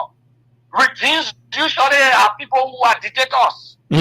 Politically, as a student of political studies, it's not good to use the word regime. No, regime. When you hear the Americans saying there's a need for change of regime in Iraq, it means a change of dictator. Even when you begin to call people ruling party, that means that dictators, they call them governing party. That's the best way to say it. That's the best way to euphemize it. Okay? The change of government. That means you're changing a democratic government, but instead of change of regime, then somebody, the guy does not even understand the magnitude of the word regime. To say regime speaker. Okay. That means that's a dictator speaker. There's a speaker that is being puppet string. But the government, the executive had no problem with that. They celebrated that, and they call themselves. No, but not the issue of the executive. The issue of the Liberian people. No, but it's about how they want themselves to be seen. That's how they want themselves to be seen. That's how they want themselves to be moved. That's why they are disrespected. And this argument that we're propounding, we are not doing it because of us. We're not in the house. We are not members of the legislature. It's about the dignity of the house that we all came from. It's about that respect. It's about that dignity of the house that we all came from. Okay? This is the most disrespected lawmakers in the history of the country that I've ever seen. The most disrespected. You think the U.S. congressman, you think a minister appointed by Trump can go argue and insult a U.S. congressman? You know what you're talking? Because the Congress people politicians. But these representatives have been flogged by police officers and nothing came out of it. No investigation, nothing. We're talking about our police officers can stay in the street and argue with the lawmaker and insult them. The people can be beating on the cars in the traffic, beating on the cars. You got sorry to you, somebody can go back right in front of the vehicle. Because you're not properly representing the people. This status and the standard of representation is reducing in this country. That status. Then Garrison, my former colleague, ask Garrison. There was a time I want to say this to you, we passed the budget. President Sadi submitted the budget, we passed on the budget. Mm-hmm. And the budget was sent to the executive and she signed on it. She went to the United States of America. When they asked her to sell the law because they got 30,000 cars, she said, I didn't give it to them, they took it. The lady who signed on the budget, though, the final signature by the president, the vice president, the speaker, the president went America, President said his visitation, I think it was 2012 or 13. Yeah, sure. He said, I didn't give it to them, they took it. You know who did? We demanded that the president will apologize because she signed on the budget. She was in America and I said that statement is impeachable. President Sali came back to Liberia. Guess what? The traditional council came to the Capitol building in a meeting with the leadership and other people, and I was in that meeting. Zanzan Kawa asked him, he said, I cannot grade my hold the quota. I said, no, that the speaker will hold the quota. He said, please, you go to the president, to the mansion. I would say, we never go to the president. The president will have to come to the Capitol building. They suggested that the president, we and the president should meet to Centennial Pavilion on a neutral ground. The chiefs, we said, no, we're not going to the president will come to the Capitol building. Do you know the next day Eddie Johnson said he came to the Capitol building? You people were strong. You were strong lawmakers. You were strong as compared to what we have now. The next day, President Sadi crossed the road quietly, unknown to some of us, because it seems to be the arrangement stronger than wait for her to come. And you know who flagged that issue? And but the president should take on war back. It was Akaros who flagged that issue. In the midst of opposition forces, the Unity Party had a speaker. They had a collaborator as deputy speaker. They had a committee on Westminster and Fana Emmanuel Nukwe. Every one of the leadership to a greater extent were members of the Unity Party. But that dignity of the House of Representatives was respected. President Weah never disrespected the Liberian legislature. No day we had done that. Ellen could not do that. Ellen went to America when she made that statement. You remember? I went on the VOA and said she can be impeached. She made two statements. That I didn't give it to the legislature, they took it. And then the other statement she made, she said, market women were taking their children's voter registration card so that they can vote for George Weah. That was also an impeachable offense. Okay. So we raised the issue of impeachment. Oh, Ellen came on her knees to the legislature, to the House of Representatives. She came on her knees. Tyler would never sit and allow. Then Tyler is there now, Senator Tyler. He should be advising the guys. He might well look away.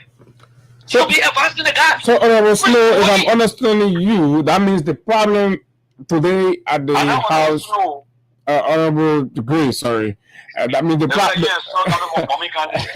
No. That means the problem today is the speaker. If I'm understanding you, the speaker, because the leadership starts from the top, and you're naming names of people who will not be presiding and such a thing happen.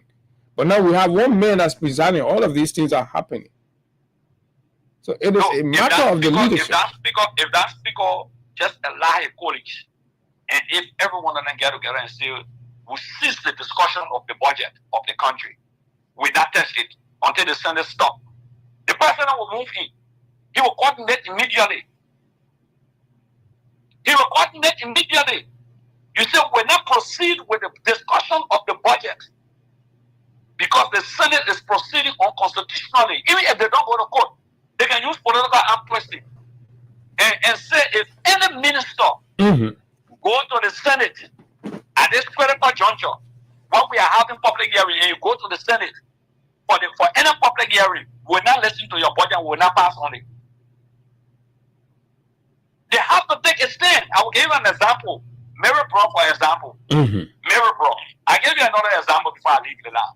Mary Brown and Grace, the former superintendent of Monserrado County, Grace members of the Monserrado Legislative Caucus. We sent for her. She was arrogant. We sent her to prison. Mary Brown went there. And they had, you know that? In the House of Representatives, the vice president of the country came to the House of Representatives and wanted to beg. We told the vice president cannot beg. We declare Mary Brown a non-governmental material.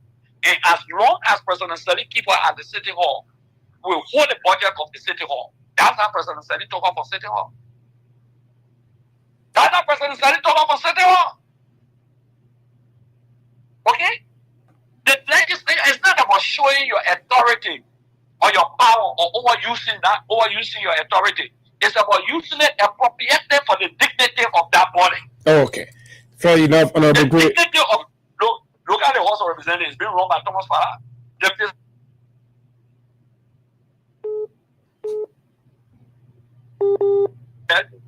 They gave $2 million to him, he happy. Once the boy gave $2 million, he happy. Okay? It's the greatest mistake in the history of the legislature is to take a lame dog, somebody who has demonstrated no leadership in the history of the legislature for 6 years, and you're taking a main speaker of that body. And Emmanuel Lupe does not see you having a cloud. Alex Dado does not see you having a cloud. Prince Moe doesn't see you having a cloud. Darius DeLong, James Bani, or what the vice president of the Republic of Liberia, Jeremiah Kuhn, they don't, because this guy was not a leader in the House of Representatives. He didn't have the cloud. He didn't have any authority. He didn't demonstrate leadership. Today he's speaker. So the guys don't respect him. They say we can do anything, man. Y'all need that man, that man just hanging there. Anytime we all will tell the beginning to remove him. That's what they do. That's belittling of the speaker. That's belittling of the speaker. Don't you think so? I'm telling you, I know this. No, let me tell you, I have a group in the legislature to keep the stability of the House of Representatives called Special Forces. In the 54th section of the Special Forces, the collaboration of ruling party lawmen and non-governing party lawmen. Okay. In the legislature because they were very strong. I had them. We had the Special Forces. I was the chairman. He was a member of the Special Forces. I was the head of that group. Okay? We had him there. But to be frank with you, this is a guy, a labor guy. He's not the kind of a guy who can be placed in leadership to lead. Okay? Not that he's, no, don't get me wrong. I will not say he's dog, no. But he's just not the kind of a leader to lead. No, I will never say Richard Kuhn is the dog guy. But the man goes under pressure, attacks the media, threatening journalists to put them to jail, and then he flips and apologizes. Look at that. He's still talking elementally. That's how he talks. He has not changed. He has not understood. Do you know that? But he still believes but he still thinks he's a smart man. Yeah, when I said academically, it's sometimes been in terms of street and understanding all of it. So he's academic. So he's academically smart, even though he's speaking elementally. Yeah, academically smart does not give you the authority to be a leader. That the mistakes people can make. Somebody can score A in a class. It does not make you a leader of that class. Okay, leadership is different from being just academically smart. But he's speaking elementarily. A smart man speaks elementarily. I'm finding it difficult to understand. No matter my disagreement with him, yeah, but I don't. Honorable Grace, some book can be passing on the paper. Some book can be passing. He's a kind of cover all dog man. No, he's a kind of a guy. He's a kind of a guy like he just talk street talk, so to speak. Even for the football fee training with you guys, that's how he talk bold, So he has not been able to transition to gravity. Okay, now refined. Okay, I get that. No, he has not been able. No, I will not use your word because he has not been able. He has not been able to transition. He's my very good friend. He's one of the best guys here. Friend who will always visit me, always come to me, seek my experience, ask me some questions about the legislature, help him with some of his bills. All of those things. But yeah, he was very cool with me. I must admit to that, including his wife. Very cool. She comes from the station and stuff over to me. Okay, he is his wife. But he was very cool. He's a cool dude. But I'm surprised that, power set in his head and he just speaking the way he's speaking, threatening the journalists. It's good that he apologized. But I can say this to you, that the authority and the dignity of the house, he has relegated that. Yes, he has relegated that. Yeah. Okay. And what hurts me most is that why would Senator Bukwe sit and allow that to happen? He's a senator. Why would Prince Moi want to play on the guys? Why? He's a former deputy speaker, former chairman, co-chairman of Westminster Finance, and former chairman of Westminster Finance. Nukwe, former speaker, former chairman of Westminster Finance. Speaker, Dado, former speaker, former chairman of Westminster Finance. Jeremiah Bankun, former co-chairman on Westminster Finance. Just by up to 2020. Why will you sit and allow your colleagues to be treated like boys? Why? And why Thomas Farah, who is the doyen of the House of Representatives, the 14th, lawmaker of the Republic of Liberia, winning in another country? Why would Thomas Farah sit and allow that to happen? Like somebody said, Musa Bedete said he feels that Farah is being blackmailed, maybe, by the government, so he cannot shake. He cannot say anything. Okay? Saturday, he will be to the United Party program to endorse Joseph Boyka, and hopefully maybe he will join the United Party. Because I heard the LCC, the Access Recovery team, the using all of them, when he shake, they will go after his property. So he's been blackmailed. He's just there now. It's unfortunate. It's unfortunate. So the speaker and the deputy speaker, they are both lame dog in terms of challenging the authority of the legislature or the Liberian Senate. Okay. So they just sit there and they just want their money now to live on their money. Who is the chairman on the executive? Sekou Kane. He has demonstrated no leadership. The businessman who only there to grab and go and let a gas company give gas to the legislature, and he cool with it. Okay? And he gets his money out of it, and he cool. Okay. Who is the chairman of foreign affairs? Who are the guys on the legislative floor? Only a few of them. But their voices are not being heard. The dignity of the legislature is being challenged. The House of Representatives. Okay? That dignity, that's what I'm concerned about. Okay, no, bro. It has been one thing. But just before you leave, how's your man, Sir Joseph? No, Sir is a buffon. Yeah, I'm sorry. Yeah. But Sir is an embarrassment and a buffon. Sir is opting to be president of the country. You calling him buffon? Sir is an embarrassment. So I thought that when they broke away from CDC, they were going to take people away from the CDC. Oh no, Sir is an embarrassment, man. Seriously, that guy feature was in the CDC the hell. And I will say this to you, Ostupori. In the absence of George Weah in the future, probably Sir would have been one of those guys to be running as president or vice president. Probably even 2029, who have been who was running to George Weah. He blew his chances out. So that's the buffoonery. That's the buffoonery right there. Yeah, you were not calculative. You understand? I think he was being misled. The euphoria that I took more vote than CDC in Monserrato County. He made a serious mistake. Yeah, Ebola hero. That he had more authority. Yeah, thinking that when they say Ebola hero. But let me tell you about CDC, Karen. I want to tell you something today. When I can't go this CDC, they will go against me. They love CDC more than they love the individuals. Clear. Some people in CDC today, not for pay person, and we are this CDC. Answers some people will not follow him. Some people will say they will not follow him. They prefer the CDC. The CDC is the only political institution in Liberia that has become institutionalized. No, but for most people, we are the definition of CDC. We are leave, they will leave. I agree. I said stop over here. I know we are. You know that definitely. Okay. I would not want to see that happening. Okay. I'm not just a sedition. I'm also a reaction. I said that publicly. Okay. I'm a member of the family. So you know that it's a popular record. I'm a member of the family also. That's my family. I'm just studying how CDC have become institutionalized. Somebody will say, oh, the president, the way CDC run is not for the stand-up the committee headed by the chairman of the party. That's how the party is run. That yeah. So I guess but Sir he get me stay with CDC. Sir left, but he get me stay with CDC. Don't make me talk. The guys around side, you know, they can call me. They say, "We know our chief. We'll stay with you." I know. No, on a serious note, they can call me. But I will be happy if I comes back to the CDC. I think he should come back. Will you welcome? Will you people welcome Sir? Yeah, with everything he said. Let me say this. He took a shot at the political leader. No, let me say this to you. Accuse the party of setting his home at blaze.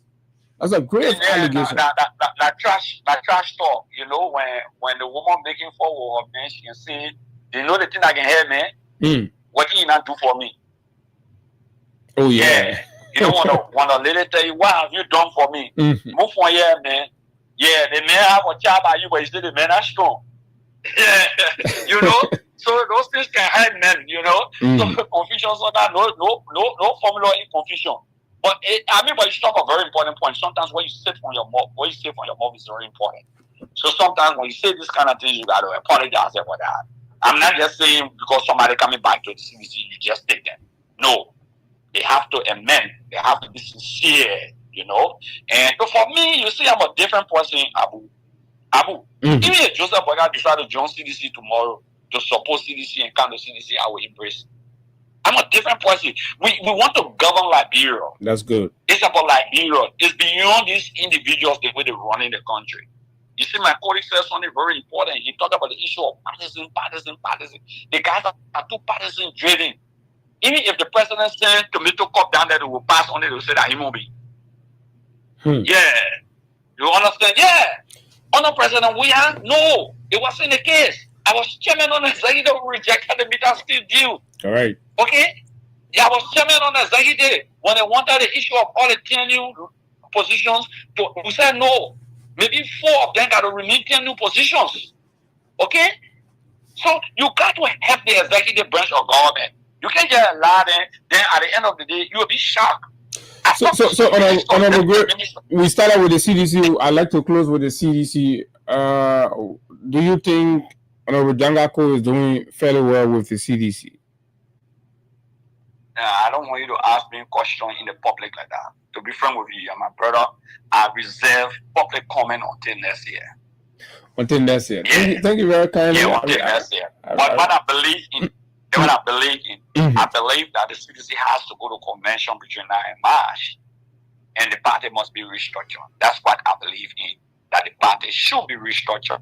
The party should go to convention. Not all partisans, especially ordinary people, are yearning for convention. They are yearning for some other leadership structures in some areas. There are some vacancies. There are some vacuums. Okay, for example, look at Garrison Yellow. What do you make of the view? What do you make of the view from some corners that Moba Molu should make a return to the CDC, whether as chairman or whatever, but he should come back to the CDC? What do you make of that view? Moba Molu is a brilliant revolutionary fighter. The Jefferson Koji, the Simak Doyen. Go on and on. You can name the generation of fighters. Okay, today we have Fanatic Kofa, Eugene Nangbe, the rest of the people. Okay, Samuel Tua and Nathaniel Maggie is fighting in Central Liberia. Edwin Slow is collaborating with us in the Western region, fighting there. Okay, so we just need to embrace everybody.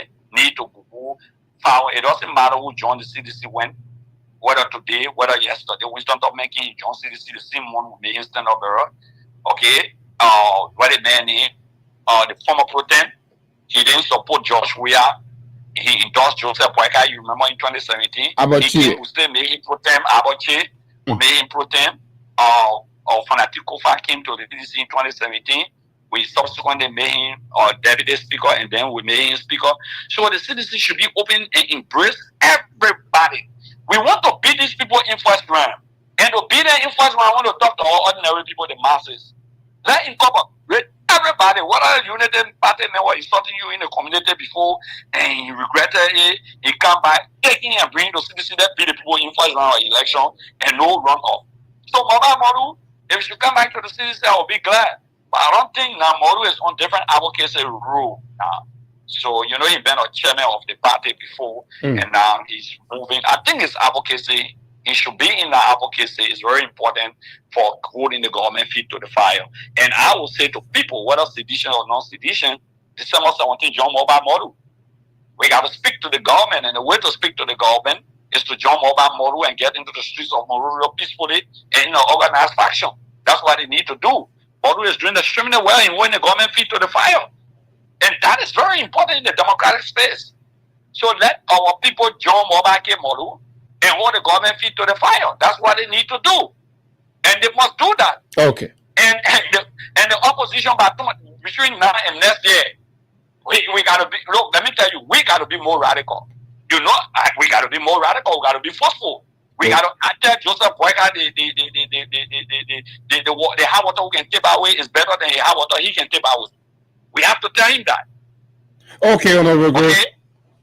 Yeah, so thank you very much, and I do appreciate it, and have a wonderful Wednesday. Thank you very kindly. His name is Akaras Moses Gray, former lawmaker, District Number 8, Montserrat County. We've covered last and last of areas right here, beginning with the Rickman Road up Capitol Hill between members of the Senate and, of course, the Honorable House of Representatives.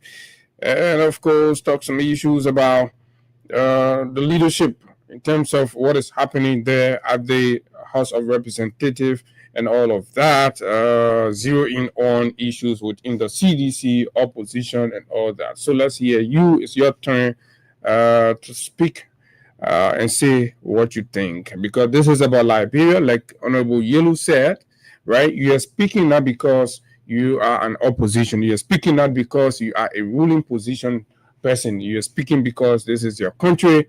And whatever happens here is going to affect you tomorrow. It's going to affect your children. So you have to speak up. You have to speak. You listen to the Secretary General also of the ANC, also emphasizing that it is hard time that the Liberian people stand up. So 0776 104 104 086 500 104 plus 231 86 500 104 are the numbers to call, and you will be live. This is the Freedom Money Rise on Freedom 87.9.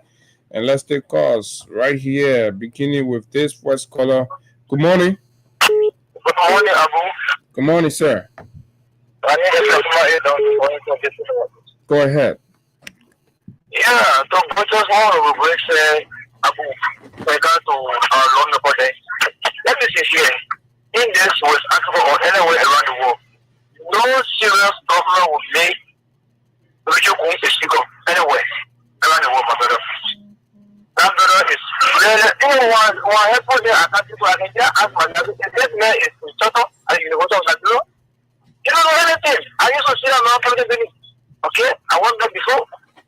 Well, I heard that they are trying. They try to tell the speaker for them, the diplomat speaker for them. So to replace him with this guy. I said, nah. I said, well, what kind of leadership this man is having? Nothing, zero, and arrogant. And now what's needed? Okay, thank you very much. Thank you very much. Let's take this other caller. Good morning. Good morning. Okay, this person has dropped off the line. Good morning. Yeah. Abu, thank you. That's good, man. We enjoyed that this morning. This is Seth Car, and I remain the visually impaired keeping this president into the fire to this hour. You know, I had the general NIE, and this is why I have said to sedition that 2023 election have come, 2023 election gone. It is now time to incorporate people. It doesn't matter how it happened and how it didn't happen.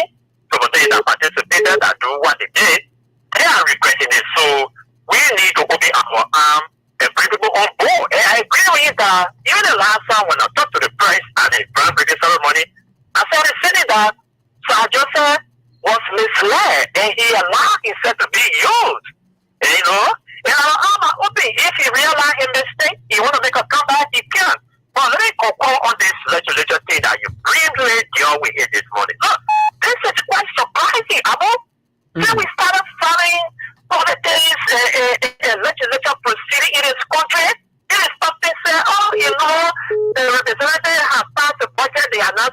they send them for concurring. But you see, the two horses for material carrying, budget hearing. But it seems Senator Darsdale is trying to rewrite the rules. Whatever we say, you know, Dalo is a big man. The guy play with professional issue, you know? And this street thing, you cannot bring it in a professional setting. See, I cannot say yellow and I can't deal with the issue. And then we have, okay, I know how you guys managing it. And because we follow these kind of people, then we follow them, we take their control very seriously, and we take it to all of our platforms. Thank you very much. Thank you very much. Let's go to the diaspora. Edmoka, thanks a lot.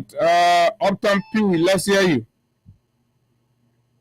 Yeah, good morning. Good morning. Yeah, one thing I took from Akara's grave, right, and it's very serious, is that, and that's the thing that haunting and hurting Liberia every day. Because Liberia is a country that does not have a fixed policy. And the policy of Liberia is driven in the leadership. Whatever the president. What do you mean Liberia doesn't have a fake policy? If people are not following the rules, that means we don't have a policy. We have laws. Rules is different policy. But we have laws in the country. So that's why I said, what do you mean by we don't have a fake policy? No? Okay, what do I mean is that policies are like rules, right? But it's more beyond rules, right? Yeah, but it's driven by the leadership of the country. So that is not unique to Liberia. Even in the United States, it is the president that drives the policy, the government policy. The president do drive the policy. But guess what? The policy is backed by institution. I agree, but it's the same here. It's the same here. Don't we have institutions to follow up and implement government policy? We have that here. So you got to get your points correct. My point is, this is the point, right? Like, one thing I told for Akara's grave is that the speaker have not, right, been speaking out. Okay. For the day I've been hearing no. On a serious note. For the day I've been hearing Richard talking, right? Not to be a speaker.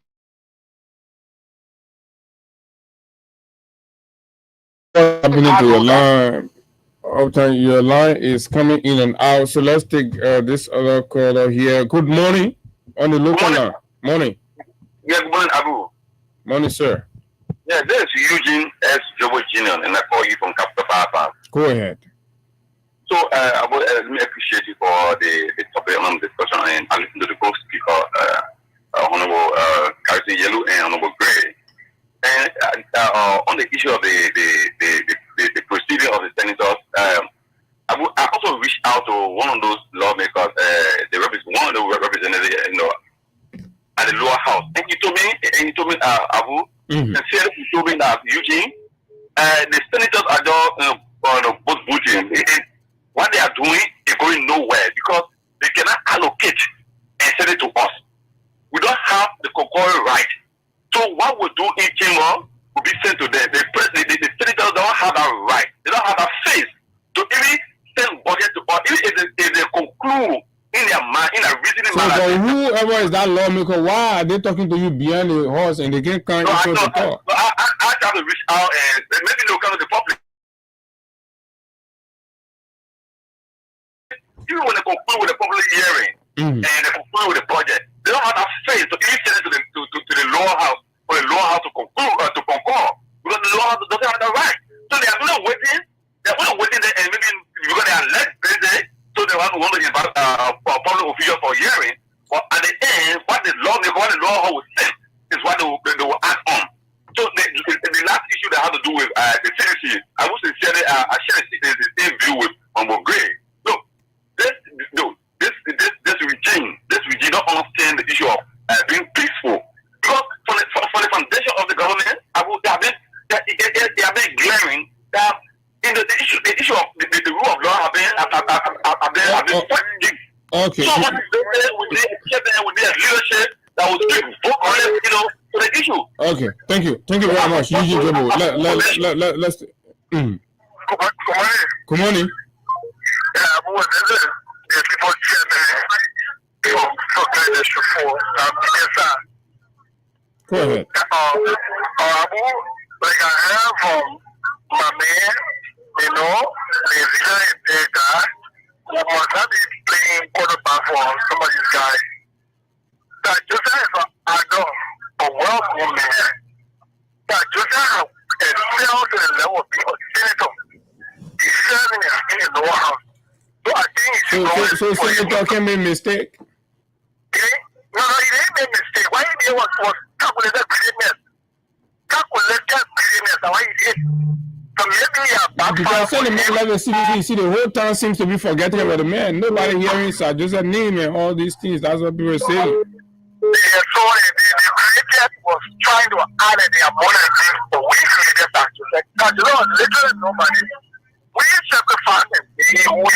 Okay. But he decided to do what he did to us. But let me just conclude by going to this speaker thing and why it's going on in the House of Legislation. You see, the people in the Senate, they are campaigning for their leader. There's a tendency of current leader in the leader. Joseph Boakai is a kind of man who doesn't respect Constitution. He has no time for constitutional democracy. He has no time for rule of law or opinion of rule of law. We are saying when the violation of the laws in the bureau. So what you do on Robert Town or Senate that is working the will and pleasure of what Joseph Boakai, what you will do? They will be as reckless as the president is. Okay, thank you very much. Let's take you on this other line. Good morning. Yeah, good morning, Abu. How you doing? Manager, let's hear you. I'm on the you from Tusafi community. From Tusafi? I'm not joined the general and some honorable of district or is the same. The president speaker is just sitting as a puppet and used by the executive and the House of Senate. So what you expect from him, the people may speaker. So you are working now with the people, anything the people say, how many you go. Whatever things supposed to be having, you having the power to talk about project, but you are allowing the Senate to override your power. But and I only 2,000 people voted for the mayor as long 2,000 is in District 11, right? Abu, let me say this. 2,000 is in District 11 or District 13? I will never vote on Mayor or any party. Okay, thank you very much. Let's hear from United Party and LPDP who's in Kiev. I don't know which party he is part of. He is all over the place. Who's in Kiev? Go ahead, let's hear you. Thank you, Mr. Cherry. Good morning to you and good morning to your listeners. One moment you LPDP mayor, another moment you United Party mayor, and another time you CPC mayor, you talking from party to party. What is this using that party or me to always describe when I call? No, go ahead. I just trying to introduce you now. Have you not been jumping from party to party? So I have my earpiece. You're young age jumping from party to party, but go ahead, make a point. I have my earpiece in my ear following the show and listening to Representative Degree. Abu, let me say this. We've been very frank, right? But I want to be very frank this morning. Rachel Kuhn, the 2023 elections, Rachel Kuhn was not option for the United Party speakership. He was not. Okay. And there's a privileged information. The speaker was come from Lofa in Nimali. But we lost the election, it became a top decision by the United Party to select a speaker. When Rachel Kuhn and Representative Kane went to the president. But wait, how is Nimali any better than Rachel Kuhn? No, Abu, let's talk because your decision means that. So what made you think Nimali is better than Rachel Kuhn? Because he got the experience. Well, what kind of experience? Say because he backed up nephew, I know nephew. No, you see, no matter what. But what if Nimali can say better than Rachel Kuhn? That's what I want to know. And when you say we prefer the other mayor, that means he's talking about relationship with your colleagues. No matter how what kind of relationship now? The mayor threatening to kill LRS officer. Let me learn this statement. Let's assess your option, your hand. How you take Nimali over Rachel Kuhn? What you tell me now? What you saw in Nimali that's more than Rachel Kuhn? That was the decision of the executive member. But that was a disastrous decision. Thank God it did not happen, but go ahead. Okay, fine. Yeah, so moving forward. So, Abu, in fact, when they went to the president, he told them he was very open that you guys can go about your own maneuvering. The president did not get commitment to any of those guys who contested as speaker. Let me say this to you. You know what gets to me most? In all fairness, Representative Gray was just bragging about his sins. Abu, the United Party does not have 12 representatives that got elected on the activity above 12. The rest of them, they are high opposition and citizens. 80% of them are decisions. Who made radio speaker today? It was the CDC. No, move on there. We're talking about the quality, the caliber of the Roger Kunaru, the UP man. You're saying, I mean, come on, I don't listen to you, but you're saying, man, so they agree for the West area, and that was not their option. But who got in there? It was the CDC. Who pulling forth? No. Who pulling forth? That CDC pulling forth, or that United Party pulling forth? Who was sponsoring the people to RLJ? That CDC was sponsoring the people to RLJ. Who was lodging them to RLJ? That CDC. You better be from there when you're finished messing up on yourself, put stuff in there. I CDC people. So let me take this other guy here. We still have 4 more minutes to go. Good morning. Good morning, Abu. Morning, sir. I'm calling from Jacob Francis. Go ahead. Abu, I'm disappointed in our own political party, CDC, and the entire leadership of the CDC. No, right now, don't be disappointed in CDC. Be disappointed in the president. Braga is failing the country. CDC is gone. They're no longer in power. Why are you wasting your time, CDC? Braga is failing in the country. The biggest opposition political party was supposed to hold the whole party feet to fire. Yeah, no, but right now the citizens themselves got to hold the whole party feet to the fire. The men making fun all of the country. Then I was reading, calling on radio, calling on civil society to hold the government feet to fire. We the opposition also to hold the government feet to fire. Okay, thank you very much. That's your view. I respect your view. Good morning. Yeah, good morning, Abu Sherry. This is the voice of Sabu Rasta. Abu are joining the show for the respect. Say when you come to a location, Abu are in Zimbabwe, the voice of the voice. My brother, we're not talking CDC here. We're talking about the government of rescue. So forget about CDC, I'm talking about rescue. Yeah, but lead a man, I'll tell your own. Lead a man, tell your own. Okay, let me talk my own, Abu. How will you prefer report over Bobo? We can prevent rape over Bobo. Because right now, let me commend you, Abu Sherry, every morning in studio. Look, Abu, you are character right. You are stigma guy. With all kinds of people say you join the list instead of being journalist. But today, the God of Abu Sherry is back.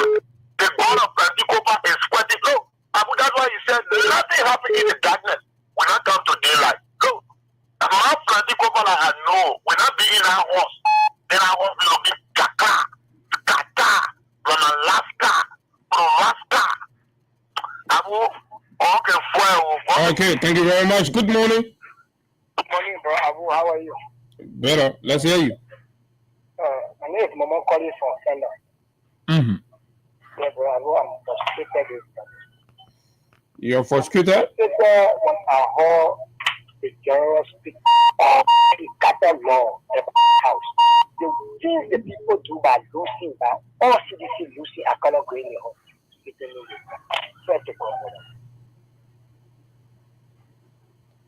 You're frustrated that I can't go in the house, right? Oh, we lost the man. This people are looking for Mr. Gentleman. Good morning. Good morning. I will say good morning. Morning, sir. Okay, Freedom, of course. What's it called? Abu Sherry, that Freedom FM. Okay,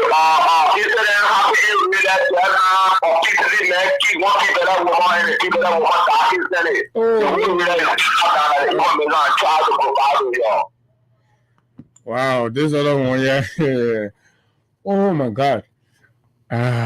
This other one, yeah, my people. So that is that. Authorities, you can check it up. It's a right line. Yeah, violent policing is terrible. Hey, Lord.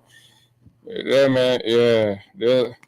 Hello, let me take the last call. Good morning. Good morning. I'm calling from the home of Jamaku. You're calling from where? You're calling from where? I'm calling from Lofa County, Bondoa number 1 to be precise. How are you monitoring the show? I'm very happy to you know that you're using radio or you're watching on the internet. I'm using radio. Look at there.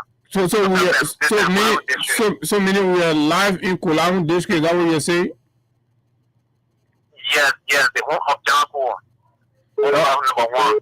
All right, go ahead. That is what I'm monitoring you and the general institute now.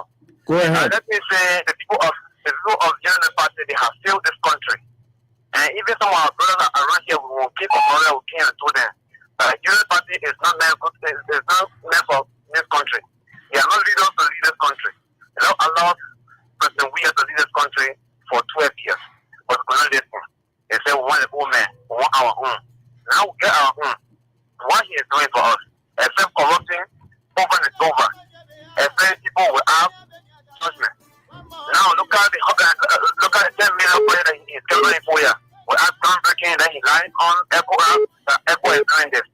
So when we just continue to tell them, thank you for the good news and thank you for the general for elaborating on what today we have elaborated on. CDC now recovery and over under the Sacramento tree as the late young blood to us and revamp our party and point these people. That's so begin one time blow. We are in Lopa for good and we'll be here. The vote that we got in 2023 will be more than the council will be more than that. I know we're going to beat the people because they have failed this country. Only making when you go out and come by and say I have read. Why have you used to have taxpayer money and carry out there you come out with nothing? What are you heading to? Yesterday, you said, oh, you have a lot of dedication, but you now you carry your dedication without bringing nothing. Carry if it's 20 million and bring nothing. But we need to carry 5 million and bring something that will benefit the people of Liberia. Okay. Thank you very much. Thank you very much. We have to hold you there, folks. So because this morning, basically that's what we said, and when we talk about those pictures we're seeing from the Emirate Hospital, and I believe subsequently the Ministry of Health decided to go there, and they're posting fresh pictures and videos. Right, it's important. But yet still, let's ensure that public facilities are maintained, and that is the responsibility of the government. If your president is unable to attract anything to this country, what was attracted here, built here by a successive president, you're under the obligation. That's why we are paying our taxes. It's not for you to keep collecting our taxes and, of course, wasting it on your concubines and all of that, and your side chicks and all that. So, folks, that's all the time we've got to be here. This has been an excellent Wednesday morning presentation of the nation's biggest breakfast show, the Freedom Morning Rise on Freedom 87.9. We are going to be here on tomorrow to bring you another fascinating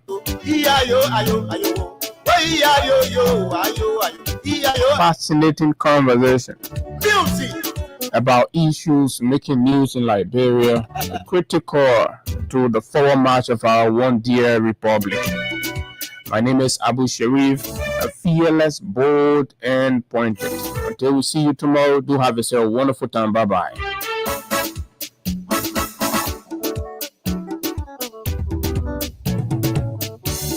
Wani maki enye wara wa monyo